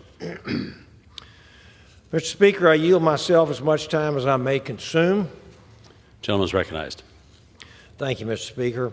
I rise in support of H.R. 1350, the DOE and NSF Interagency Research Act, which passed the House in the 118th Congress. This bill supports the longstanding partnership between the Department of Energy and the National Science Foundation, allowing these agencies to work on cutting-edge research and technological challenges. As this body is aware, our adversaries, like the Chinese Communist Party, are quickly closing the gap on innovative technologies like artificial intelligence, quantum information scientists, and advanced manufacturing. The CCP's efforts to outspend, outeducate, and outpace the United States in these critical areas are increasingly concerning and something that we cannot ignore. This legislation will bolster U.S. leadership on the global stage in emerging technologies, ensuring that our competitors do not eclipse us. Additionally, by authorizing this interagency collaboration, we maximize our investments to maintain our competitive edge. DOE is our nation's largest supporter of basic research in physical sciences, while NSF is the backbone of collaborative research environment between government and academia. Together, these agencies can fuel innovation across multiple disciplines, including physics, quantum information sciences, artificial intelligence, and materials science. This bill enhances the capabilities of DOE and NSF, leveraging their research and development investments to maximize the impact of taxpayer dollars. By authorizing collaboration between DOE and NSF, we maximize our return on investment and ensure that we remain at the forefront of technological progress.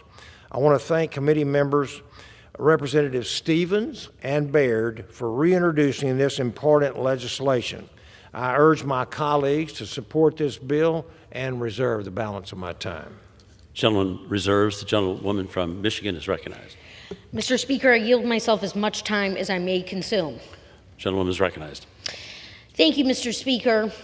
Hopefully, our friends and colleagues in the other chamber are listening, because here again, we are moving to pass an incredible piece of legislation, H.R. 1350, the DOE and NSF Interagency Research Act, that, yes, I myself and Dr. Jim Baird have introduced yet again to see hopefully passed in the House, and eagerly awaiting the Senate to take it up.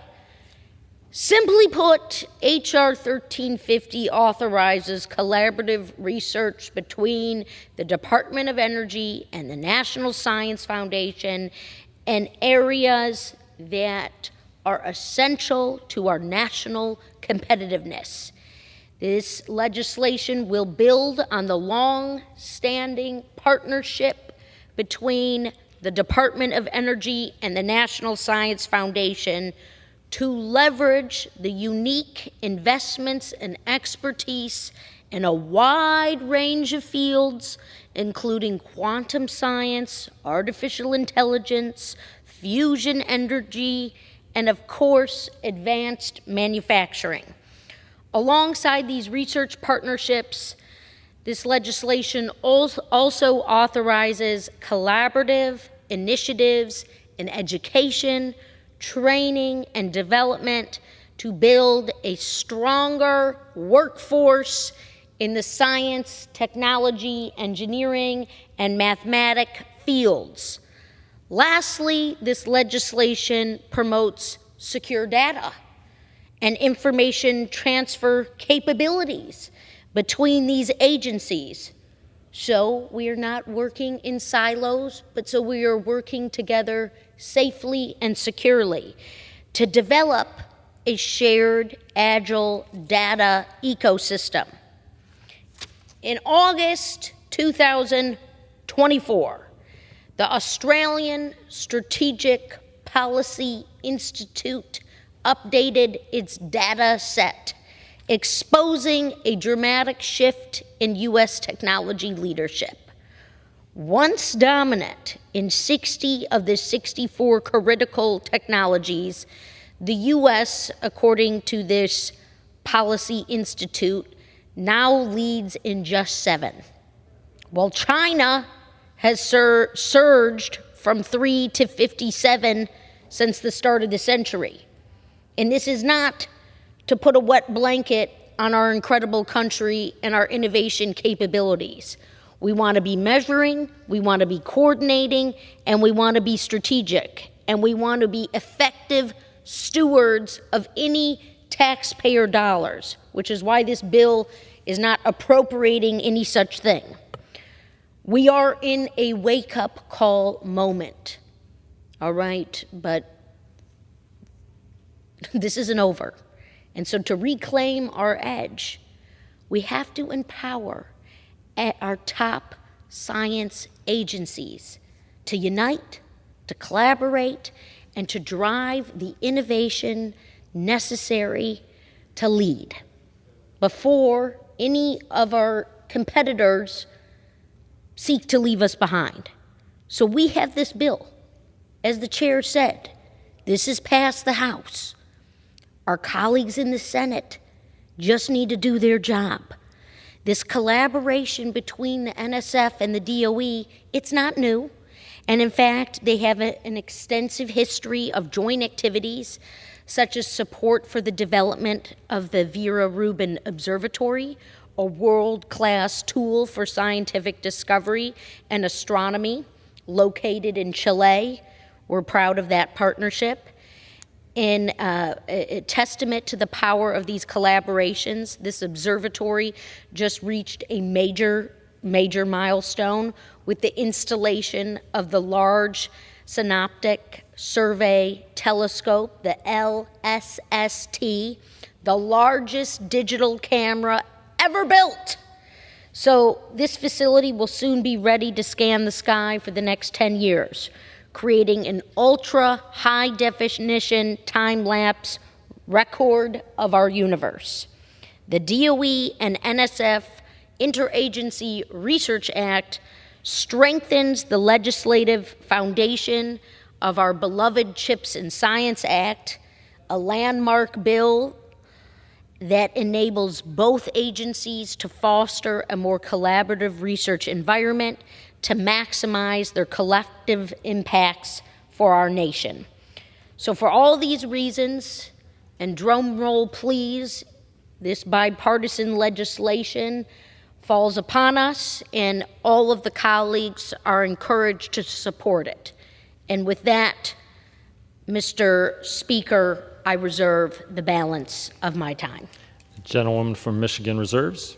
The gentleman from Texas is recognized. Mr. Speaker, I have no further requests for time, and I'm prepared to close, and I continue to reserve. Gentleman reserves.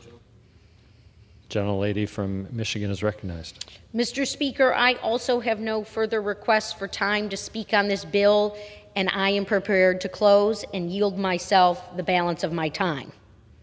The gentlelady is recognized. Thank you, Mr. Speaker, and thank you again to my dear, dear friend, one of my favorite colleagues, if that's okay and germane to say, my colleague, Dr. Jim Baird.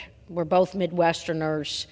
He's an incredibly accomplished academic, veteran, businessman from an important part of our nation, and I have had the sincere privilege of collaborating on legislation with him since we were first sworn into Congress.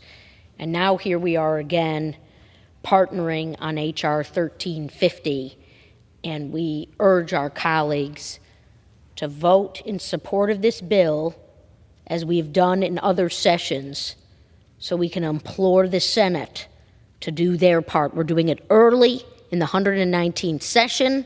We'll pass it through the House, hopefully see this become law. And with that, Mr. Speaker, I yield back the balance of my time. Gentlewoman yields. The gentleman from Texas is recognized. Thank you, Mr. Speaker. H.R. 1350, the DOE and NSF Interagency Research Act, will support U.S. competitiveness in emerging technologies and key economic sectors while leveraging taxpayer dollars, enabling more to be accomplished with fewer resources. I appreciate the good work of my colleagues, Representatives Stevens and Baird, and I urge my colleagues to support this bill and yield the balance of my time. The question is, will the House suspend the rules and pass the bill H.R. 1350? Those in favor say aye. Those opposed say no. In the opinion of the chair, 2/3 being in the affirmative, the rules are suspended, the bill is passed, and without objection, the motion is to reconsider is laid on the table.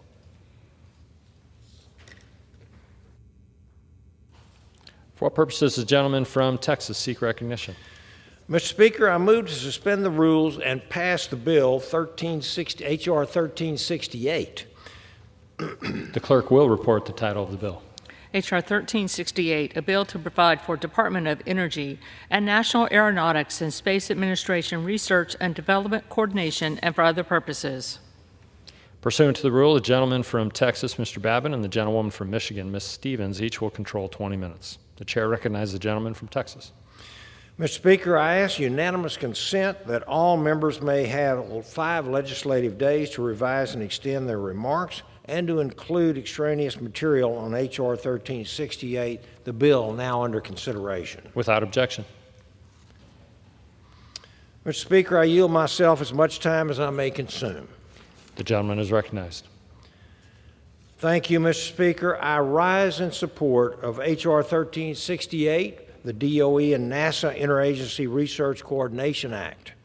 The Department of Energy and NASA have an extensive history of collaboration, which has enhanced both our understanding of the universe and our ability to explore well beyond our planet. The Voyager spacecrafts, which were launched more than 40 years ago and are now flying far beyond our own solar system and interstellar space, continue to operate with DOE's groundbreaking propulsion systems. This DOE-NASA partnership has driven and will continue to drive advancements in high-performance computing, keeping us at the forefront of research and development. Additionally, their collaborative work on nuclear energy is vital to establishing a long-term human presence on the moon and next-generation in-space propulsion. However, these joint technological breakthroughs not only aid our space endeavors, they also can be utilized here on Earth to increase global energy production from reliable energy resources. Furthermore, this partnership will help to propel satellite development, space situational awareness, and even planetary defense from near-Earth objects. In short, this bill enables two of our chief scientific agencies to do better work by tackling some of our most challenging scientific problems together. I'd like to thank my colleague, Representative Begich, for introducing this legislation, and Representative Whitesides for co-sponsoring it. This bipartisan bill earned unanimous support in the Science, Space, and Technology Committee and passed in the House last Congress. I urge my colleagues to once again support it on the floor today, and I reserve the balance of my time. The gentleman reserves. The gentlewoman from Michigan is recognized. Thank you, Mr. Speaker. I yield myself as much time as I may consume. The gentlewoman is recognized. Yes. Mr. Speaker, I rise in support of the DOE and NASA Interagency Research Coordination Act, H.R. 1368. The gentleman from Alaska, Mr. Begich, and the gentleman from California, Mr. Whitesides, the vice-ranking member of the committee, they introduced this bill, and it's another great bipartisan bill. The members of Congress from the western part of this nation who fully understand and appreciate what it means to have coordinated interagency activities on behalf of our competitive abilities and enhancing this type of collaboration between the Department of Energy and the National Aeronautics and Space Administration will have a multiplier effect on the creative, innovative, and inspiring work of these two agencies. And it is an important tool in furthering agency missions and the nation's goals in science and in exploration. The Department of Energy and NASA's partnership is already demonstrating impressive results. For example, earlier this year, NASA and the DOE collaborated on selecting an award for continued agency work on a space microactor design that could provide a supply of power for use on the moon and beyond. And just last week, scientists posted new data from the Department of Energy's ground-based dark energy spectroscopic instrument providing insights on the mysterious dark energy of the universe that NASA's science satellites also study from space. We are on the tipping point of major things, and we are working on and seeing efficiency breathe its way into our government. And the whole deal here is that if we get H.R. 1368, the Department of Energy and NASA will build on their long-standing partnership and do even more. And they will save the taxpayer money, and they will advance this nation, and they will showcase that we're not getting in the way of where we want to go as a country because we are trimming bureaucracy. So the Act authorizes the agencies to carry out cross-cutting and collaborative R&D activities and identifies nuclear power and propulsion, high-energy physics and astrophysics, earth and environmental sciences, and quantum information sciences as potential areas for joint activity. We only hope that the citizens of America are tuned in to this debate in this moment because this is really exciting. So to coordinate activities through, obviously, we have had MOUs, Memorandum of Understanding. The legislation authorizes the use of reimbursable and non-reimbursable agreements. Again, the effective utilization of the taxpayer dollar, of which we here in the United States Congress are stewards of. And in addition, we will be providing direction on a merit review process between the two agencies, reporting and compliance with research security requirements, and carrying out collaborative activities pursued under the Act. A practical and awe-inspiring bill to maximize the research and development activities and capabilities and results of our federal agencies. I enthusiastically urge my colleagues to vote yes on H.R. 1368. And with that, Mr. Speaker, I reserve the balance of my time. The gentleman from Michigan reserves. The gentleman from Texas is recognized. Thank you, Mr. Speaker. I now yield as much time as he may consume to the gentleman from Alaska, Mr. Begich. Gentleman is recognized. Thank you, Mr. Speaker, and thank you, Chairman Babin. I rise in support of my bill, H.R. 1368, the Department of Energy and NASA Interagency Research Coordination Act. This legislation authorizes the U.S. Department of Energy and the National Aeronautics and Space Administration to carry out research and development activities focused on the advancement of shared DOE and NASA mission priorities. This includes R&D in critical technology areas like nuclear thermal propulsion systems, astrophysics, radiation health effects, machine learning, and more. DOE and its predecessor, the Atomic Energy Commission, have a long and successful history of interagency collaboration with NASA. Over the last 60 years, this relationship has evolved from radioisotope power systems to new areas of research such as quantum information and environmental sciences. This interagency relationship has greatly benefited my home state of Alaska. The North Slope of Alaska is home to the Department of Energy's Atmospheric Radiation Measurement, or ARM, user facility, which gathers data pertaining to clouds and radiation processes in cold environments and high altitudes. Given its strengths, NASA has partnered with this DOE facility to conduct research in areas such as aerosols. In addition, any atmospheric data from ARM stands to benefit the Pacific Spaceport Complex on Kodiak Island in my home state of Alaska, which supports commercial and government suborbital and orbital launch missions as well. Additionally, H.R. 1368 requires the Secretary and the Administrator to implement research security provisions consistent with the CHIPS and Science Act of 2022. Given the transformational nature of these emerging technologies and their impact on national security, this language is necessary to protect our investments and breakthroughs from hostile powers such as the Chinese Communist Party. I would like to thank my colleague, Mr. Whitesides of California, for working with me on this important legislation and continuing the bipartisan tradition of the Science, Space, and Technology Committee. H.R. 1368 is a good governance and common sense bill. I urge my colleagues to support this legislation. With that, I yield back the balance of my time. Gentleman yields. Mr. Speaker, I have no further requests for time, and I'm prepared to close. I do continue to reserve. The gentleman reserves. The gentlelady from Michigan is recognized.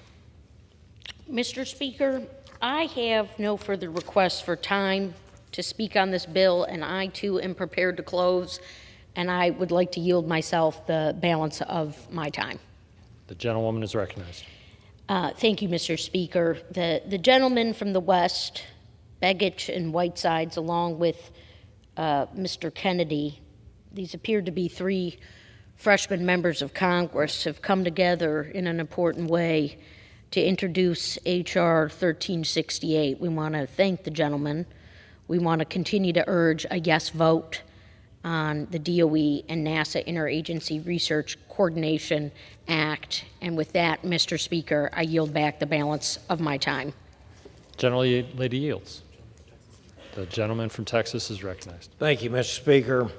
H.R. 1368, the DOE and NASA Interagency Research Act, is a smart piece of legislation that will ensure that we stay competitive in the global race to return humans to the moon and then send crewed missions on to Mars. Without key partnerships like this, we would be unable to take the crucial steps in energy production and propulsion technologies necessary to extend our reach beyond Earth. I want to thank Representative Begich and Representative Whitesides for their leadership in moving this bill forward. I urge my colleagues to support it, and I yield the balance of my time. The question is, will the House suspend the rules and pass the bill H.R. 1368? Those in favor say aye. Those opposed, no. In the opinion of the chair, 2/3 being in the affirmative, the rules are suspended, the bill is passed, and without objection, the motion to reconsider is laid on the table. For what purpose does the gentleman from Texas seek recognition? Mr. Speaker, I move to suspend the rules and pass the bill H.R. 1534. The clerk will report the title of the bill. H.R. 1534, a bill to strengthen and enhance the competitiveness of American industry through the research and development of advanced technologies to improve the efficiency of cement, concrete, and asphalt production, and for other purposes. Pursuant to the rule, the gentleman from Texas, Mr. Babbitt, and the gentlewoman from Michigan, Ms. Stevens, each will control 20 minutes. The chair recognizes the gentleman from Texas. Mr. Speaker, I ask unanimous consent that all members may have 5 legislative days to revise and extend their remarks and to include extraneous material on H.R. 1534, the bill now under consideration. Without objection. Mr. Speaker, I yield myself as much time as I may consume. The gentleman is recognized. Thank you, Mr. Speaker. I rise in support of H.R. 1534, the Innovative Mitigation Partnerships for Asphalt and Concrete Technologies Act, or IMPACT Act. Today, much of the world is relying on cement and concrete produced in China, which is home to the world's largest cement industry. It should go without saying that it's a big problem to be at the whims of the Chinese Communist Party when it comes to materials that are absolutely critical to our national defense, economic security, and our energy independence. Beyond that, this reliance comes with severe negative environmental impacts. China's greenhouse gas emissions exceed all of the developed nations in the world combined. In fact, U.S. industrial manufacturing is nearly 28% cleaner than our competitors, including China. If we want a cleaner, healthier environment and global security, U.S. leadership in this sector is an absolute must. The IMPACT Act ensures this by propelling America to the front in the cement, concrete, and asphalt industries. It will increase our nation's competitiveness against global adversaries while also achieving significant reductions in emissions from manufacturing processes. Specifically, this bill supports the research and development of innovative technologies, primarily at the Department of Energy. It builds off the Cross-Cutting Industrial Emissions Reduction Technology Development Program established by the Energy Act of 2020 and provides specific direction for the advancement of tools, technologies, and methods related to cement, concrete, and asphalt production. Concrete is the second most commonly used material on Earth, surpassed only by water. The demand is unlikely to decrease soon, making it crucial to allocate the federal government's top scientific resources to assist manufacturers in meeting our strategic goals while ensuring the concrete supply that supports our economy continues to grow and thrive. The IMPACT Act positions our country to rise to that challenge and become a resource for the entire world. I want to thank Science, Space, and Technology Committee members, Mr. Miller and Ms. Fucci, for co-sponsoring this bill and working in a bipartisan fashion. I urge all of my House colleagues to support this bill and reserve the balance of my time. The gentleman reserves. Gentleman from Michigan is recognized. Mr. Speaker, I yield myself as much time as I may consume. The gentlewoman is recognized. Thank you, Mr. Speaker. I enthusiastically rise in support of the Innovation Mitigation Partnerships for Asphalt and Concrete Technologies Act, or the IMPACT Act, H.R. 1534. A good gentleman from Ohio, Mr. Miller, and a fantastic gentlewoman from North Carolina, Ms. Fucci, have reintroduced this bipartisan bill, and I would like to salute them. Ms. Fucci is very much a leader on the Science, Space, and Technology Committee, a cutting-edge voice in artificial intelligence, a ranking member on the Space Subcommittee, and we are very grateful for her leadership and acumen here.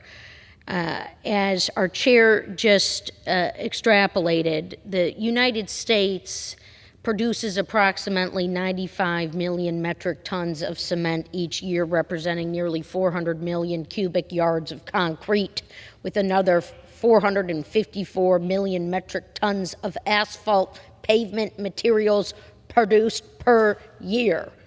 Now, as a member of Congress, I'm not fully in the composites business, but we must understand where our materials come from and how they are procured and produced, and we must look squarely in the face how we do not remain overly reliant on competitive countries for access. So a byproduct of these industrial processes are certainly greenhouse gas emissions. And I have a state representative from Michigan, State Representative Kelly Breen of Novi, who has on occasion spoken to me at length about the materials used in our roads.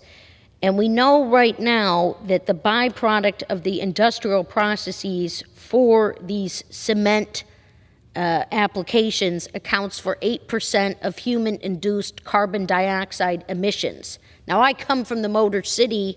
We like our paved roads. We like access to cement. Demand is not decreasing, okay? It's going up. And demand is expected to increase by 12% when we hit the mid-21st century mark.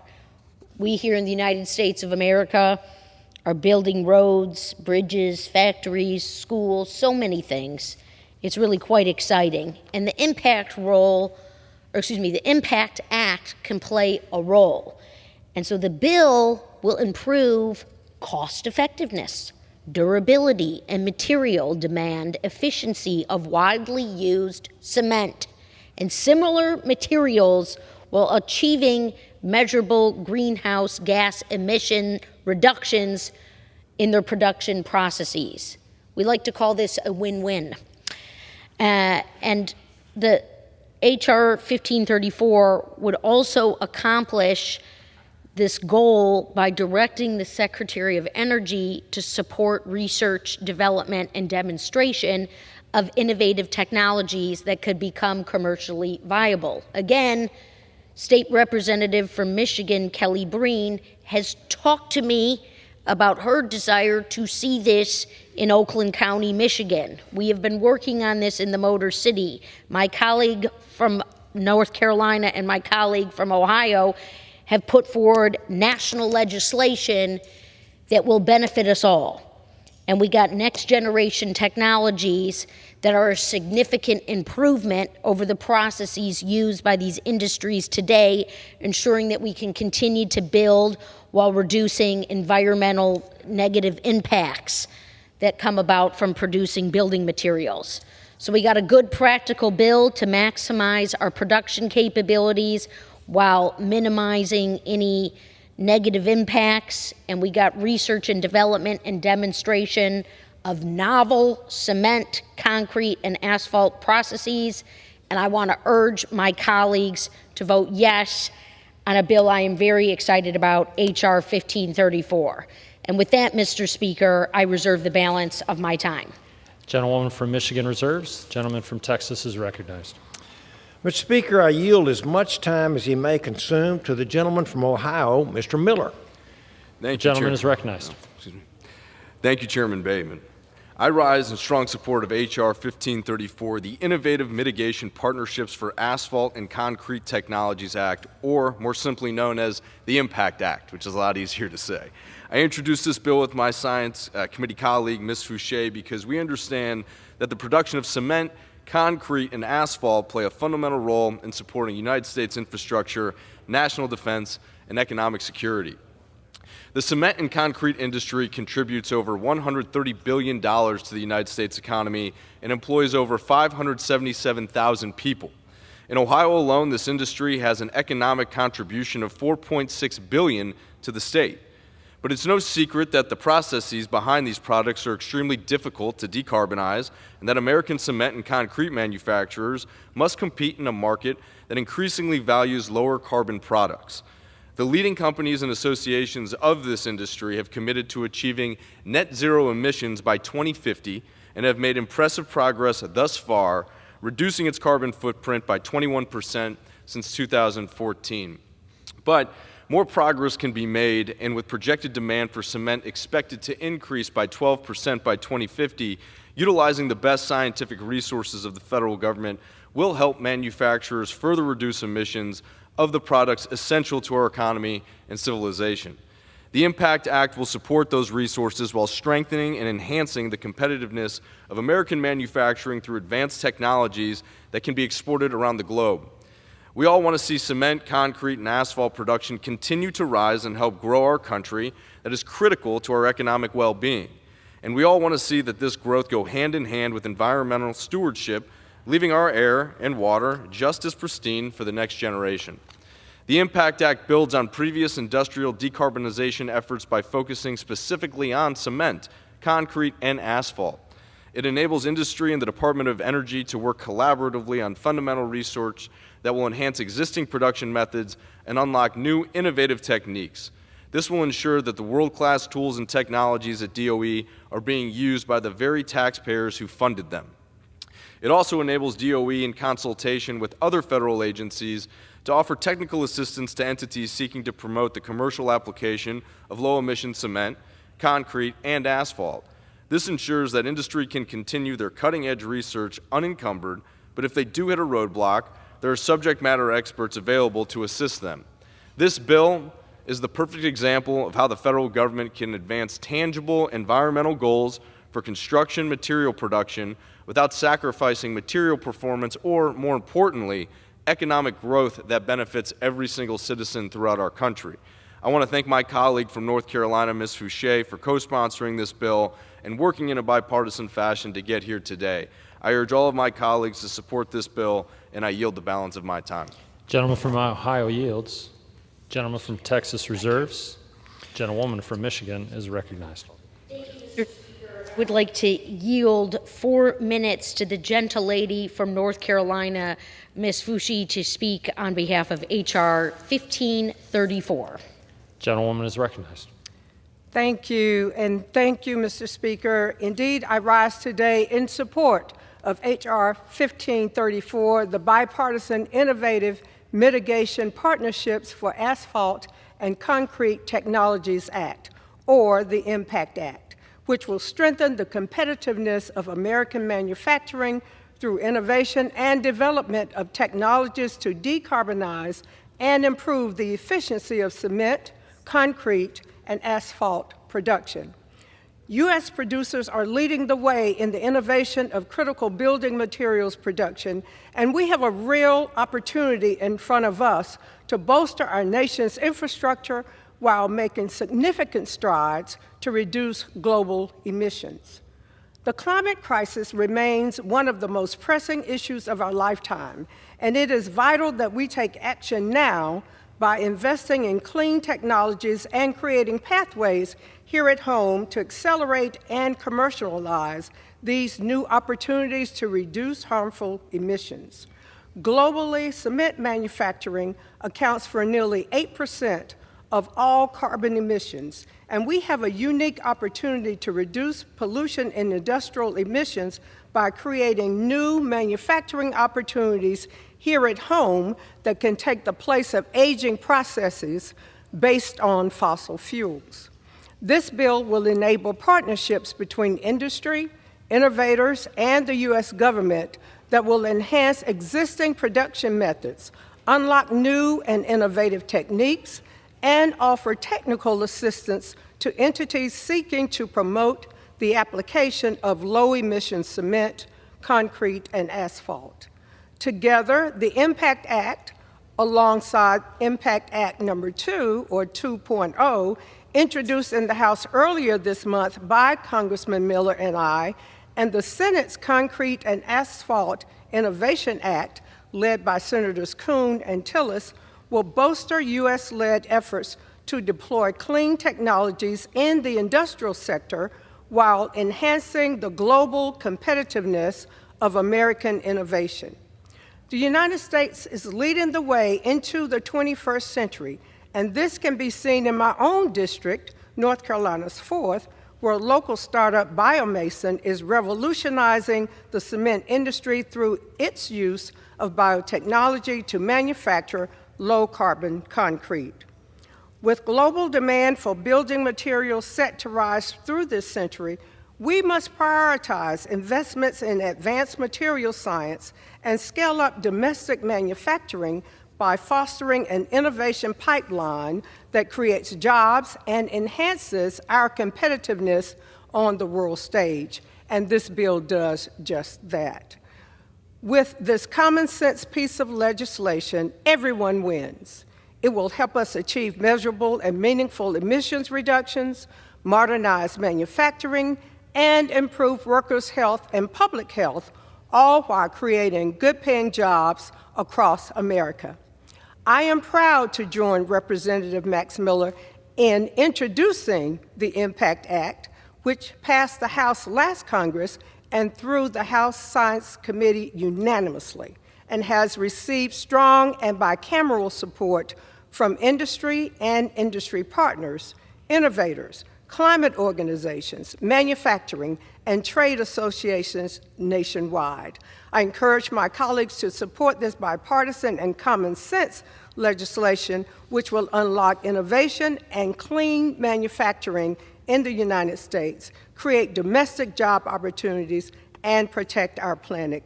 Thank you, and I reserve the balance of my time.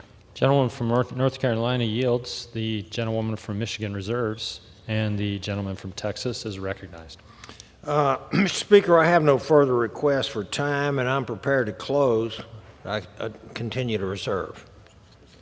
Gentleman reserves. Gentlewoman from Michigan is recognized.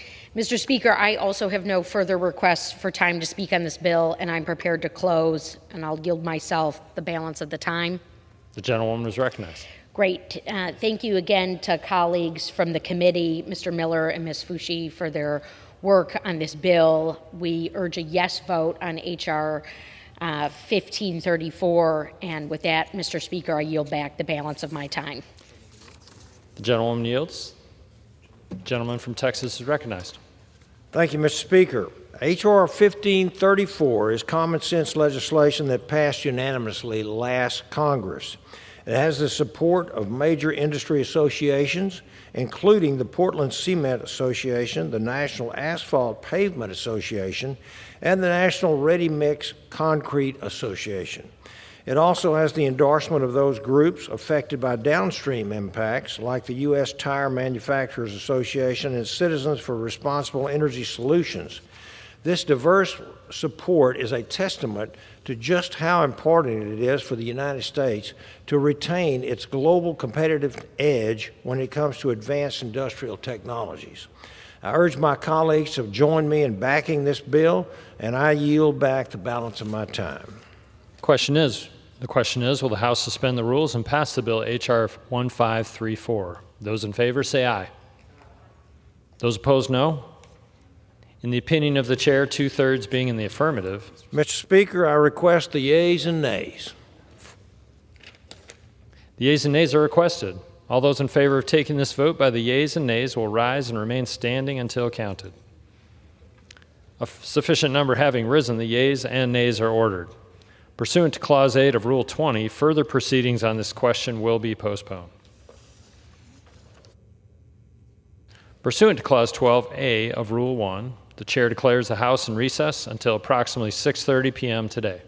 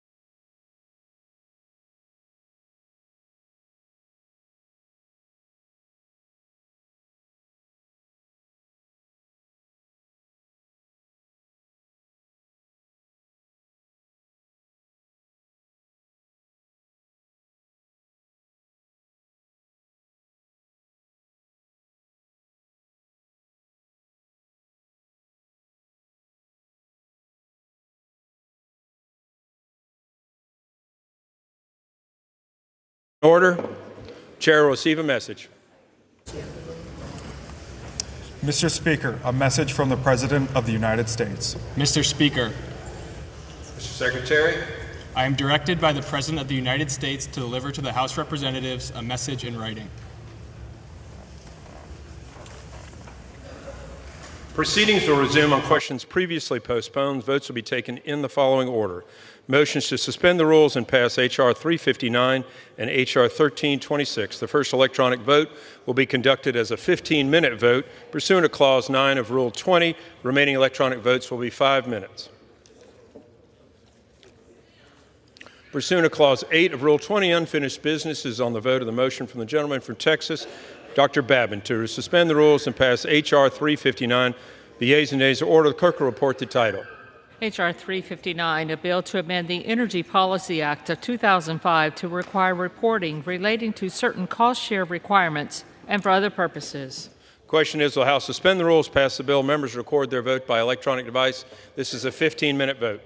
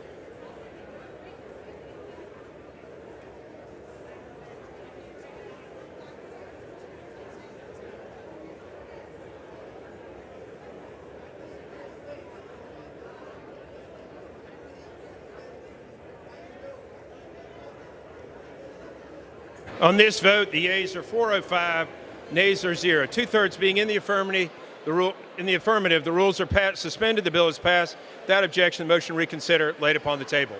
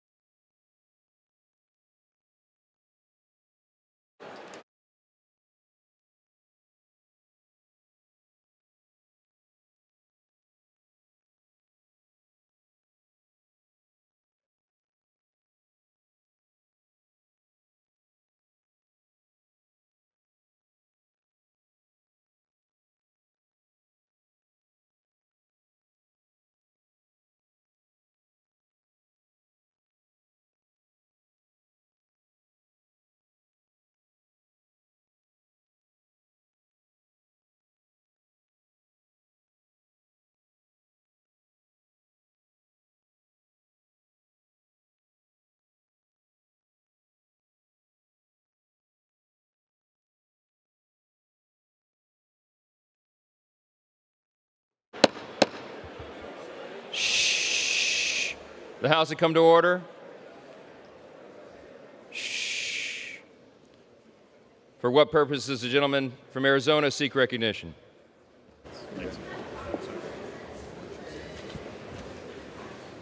Mr. Chair, I ask unanimous consent to address the House out of order for 1 minute.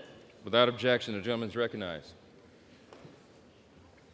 Mr. Speaker, I rise today alongside his colleagues in the Arizona delegation, alongside members of the Congressional Hispanic Caucus, alongside members of the Congressional Progressive Caucus, and so many others, to mourn the loss of a political and social justice giant, Congressman Raul Grijalva. Raul's story is the American dream.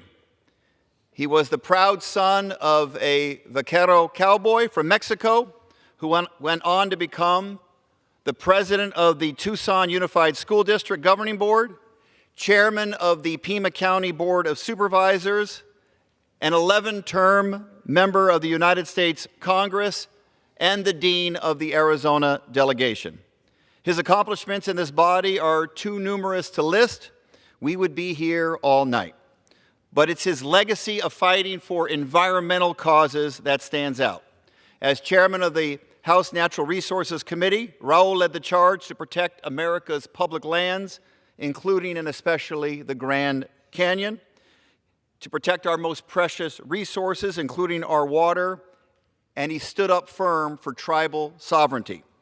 He's been a mainstay in these Capitol hallways for more than 2 decades, but he remained an activist at heart. He never forgot where he came from or the people who got him to where he was. Raul brought the lessons he learned as a Chicano activist in Tucson in the 1970s to Washington, where he led the Progressive Caucus for more than a decade, leading the charge for immigrants and working people. He spoke truth to power, but in his quiet way and always with good humor. And perhaps Raul's greatest legacy is the generation of Latino leaders that he mentored, many of whom stand inside this body, and many more that fill city halls, county seats, and school boards back home in Tucson. As Raul would say, quote, "It's all about the love," unquote. He spent more than a half century working on behalf of Southern Arizona until the very end. And we offer our deepest condolences to his wife, Ramona, and his 3 daughters, and the community of Tucson, who will dearly miss him. Rest now, my friend. Mr. Chair, I yield now to my colleague from Arizona, Congressman Gosar, for 1 minute. Thank you, Mr. Speaker. There's no mystery that Raul and I never saw eye to eye on pretty much anything. But it actually benefits this whole group because it's about the debate. We can come with our ideas to the floor and we can debate each other. And that's what it should be. Raul was one of those people that he made you, if you had your idea to yourself, he would make it so it was more important to you to fight for it. But he always was very principled. His humor was unwitting. I mean, he'd laugh, and that chuckle that he had. But he emulates all of us and what we can do at this body. There's good ideas, there's bad ideas, and that's why we have to have this debate. Raul, God bless you, God bless his family, and remember him. Remember him in your hearts and say a prayer. Thank you. Thank you for those kind words, Congressman Gosar. When you and he disagreed, Raul was normally right.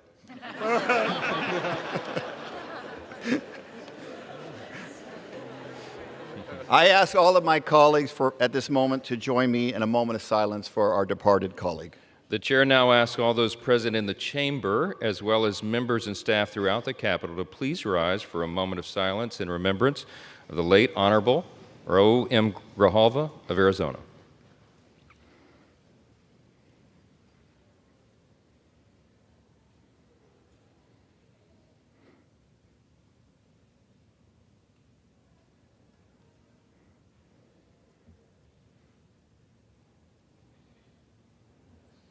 Thank you, Mr. Speaker. I yield back.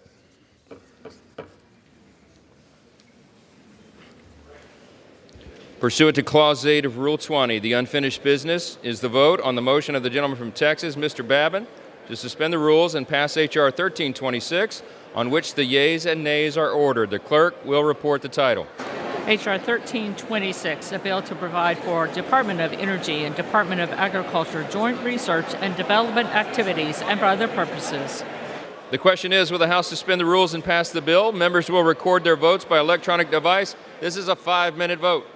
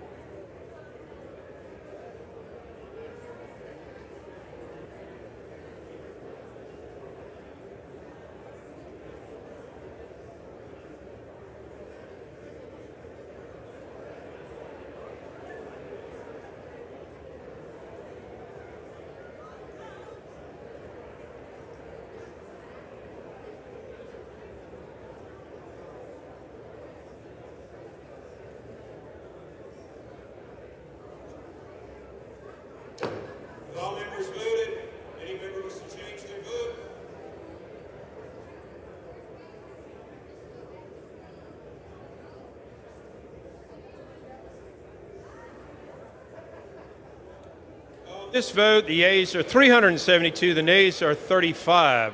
Two-thirds being in the affirmative, the rules are suspended. The bill is passed.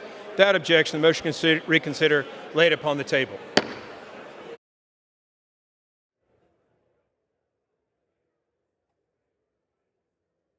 The chair lays before the House a message. Oh, bless your heart.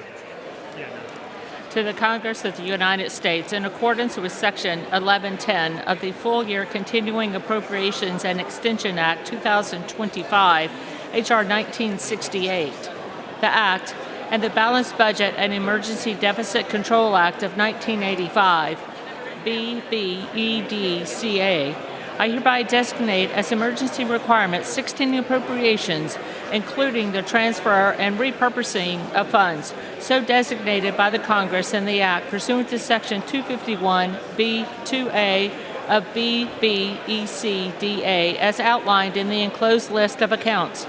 My designation does not include the remaining 11 appropriations, totaling nearly $3 billion that were improperly designated by the Congress as emergency in the Act that stem from the June 2023 side deal with the Democrats to evade the spending caps signed into law, and I do not concur that the added spending is truly for emergency needs. The details of this action are set forth in the enclosed memorandum from the Director of the Office of Management and Budget. Signed, Donald John Trump, the White House, March 24, 2025. Referred to the Committee on Appropriations and ordered printed.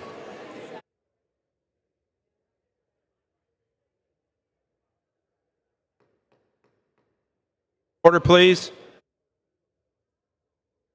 Purpose does the gentleman from Nebraska seek recognition? Mr. Speaker, I ask unanimous consent to remove the gentleman from South Carolina, Mr. Norman, as co-sponsor of H.R. 1851. Without objection. Purpose does the gentleman from Wisconsin seek Mr. Speaker, I ask unanimous consent to take from the Speaker's table H.Res. 198 and ask for its immediate consideration in the House. The clerk will report the resolution. Clerk will report the title of the resolution. House Calendar Number 9, House Resolution 198, resolution providing for the expenses of certain committees of the House of Representatives in the 119th Congress. Is there objection to the consideration of the resolution? What purpose does the gentleman from Wisconsin seek recognition? Mr. Speaker, I have an amendment at the desk. Clerk will report the amendment. Strike all after the enact Speaker, I resolving ask unanimous clause. consent to dispense with the reading. Without objection, the reading is dispensed with, and the motion to reconsider laid upon the table. The resolution is adopted. Without objection, then the amendment is agreed to, the resolution is agreed to. The motion to reconsider laid upon the table. Does the gentleman from Arizona seek recognition? Mr. Chair, I offer a gentleman to privilege. suspend. The House will be in order. If you have any conversations, please take them out of the chamber now. Gentlemen, proceed. Mr. Speaker, I offer a privilege resolution and ask for its immediate consideration. Clerk will report the resolution. House Resolution 240, resolved that the House has heard with profound sorrow of the death of the Honorable Raul M. Grijalva, a representative from the state of Arizona. Resolved that the clerk communicate these resolutions to the Senate and transmit a copy thereof to the family of the deceased. Resolved that when the House adjourns today, it adjourn as a further mark of respect to the memory of the deceased. Without objection, the resolution is agreed to and the motion to reconsider laid upon the table. What purpose does the gentleman from Arizona seek recognition? Mr. Speaker, I move the House do now adjourn. Question is on the motion to adjourn. Those in favor say aye. Those opposed say no. In the opinion of the chair, the ayes have it. The motion is agreed to. According to pursuant to House Resolution 240, the House stands adjourned until 10 a.m. tomorrow morning for morning hour debate and for noon for legislative business as a further mark of respect in memory of the late Honorable Raul Grijalva.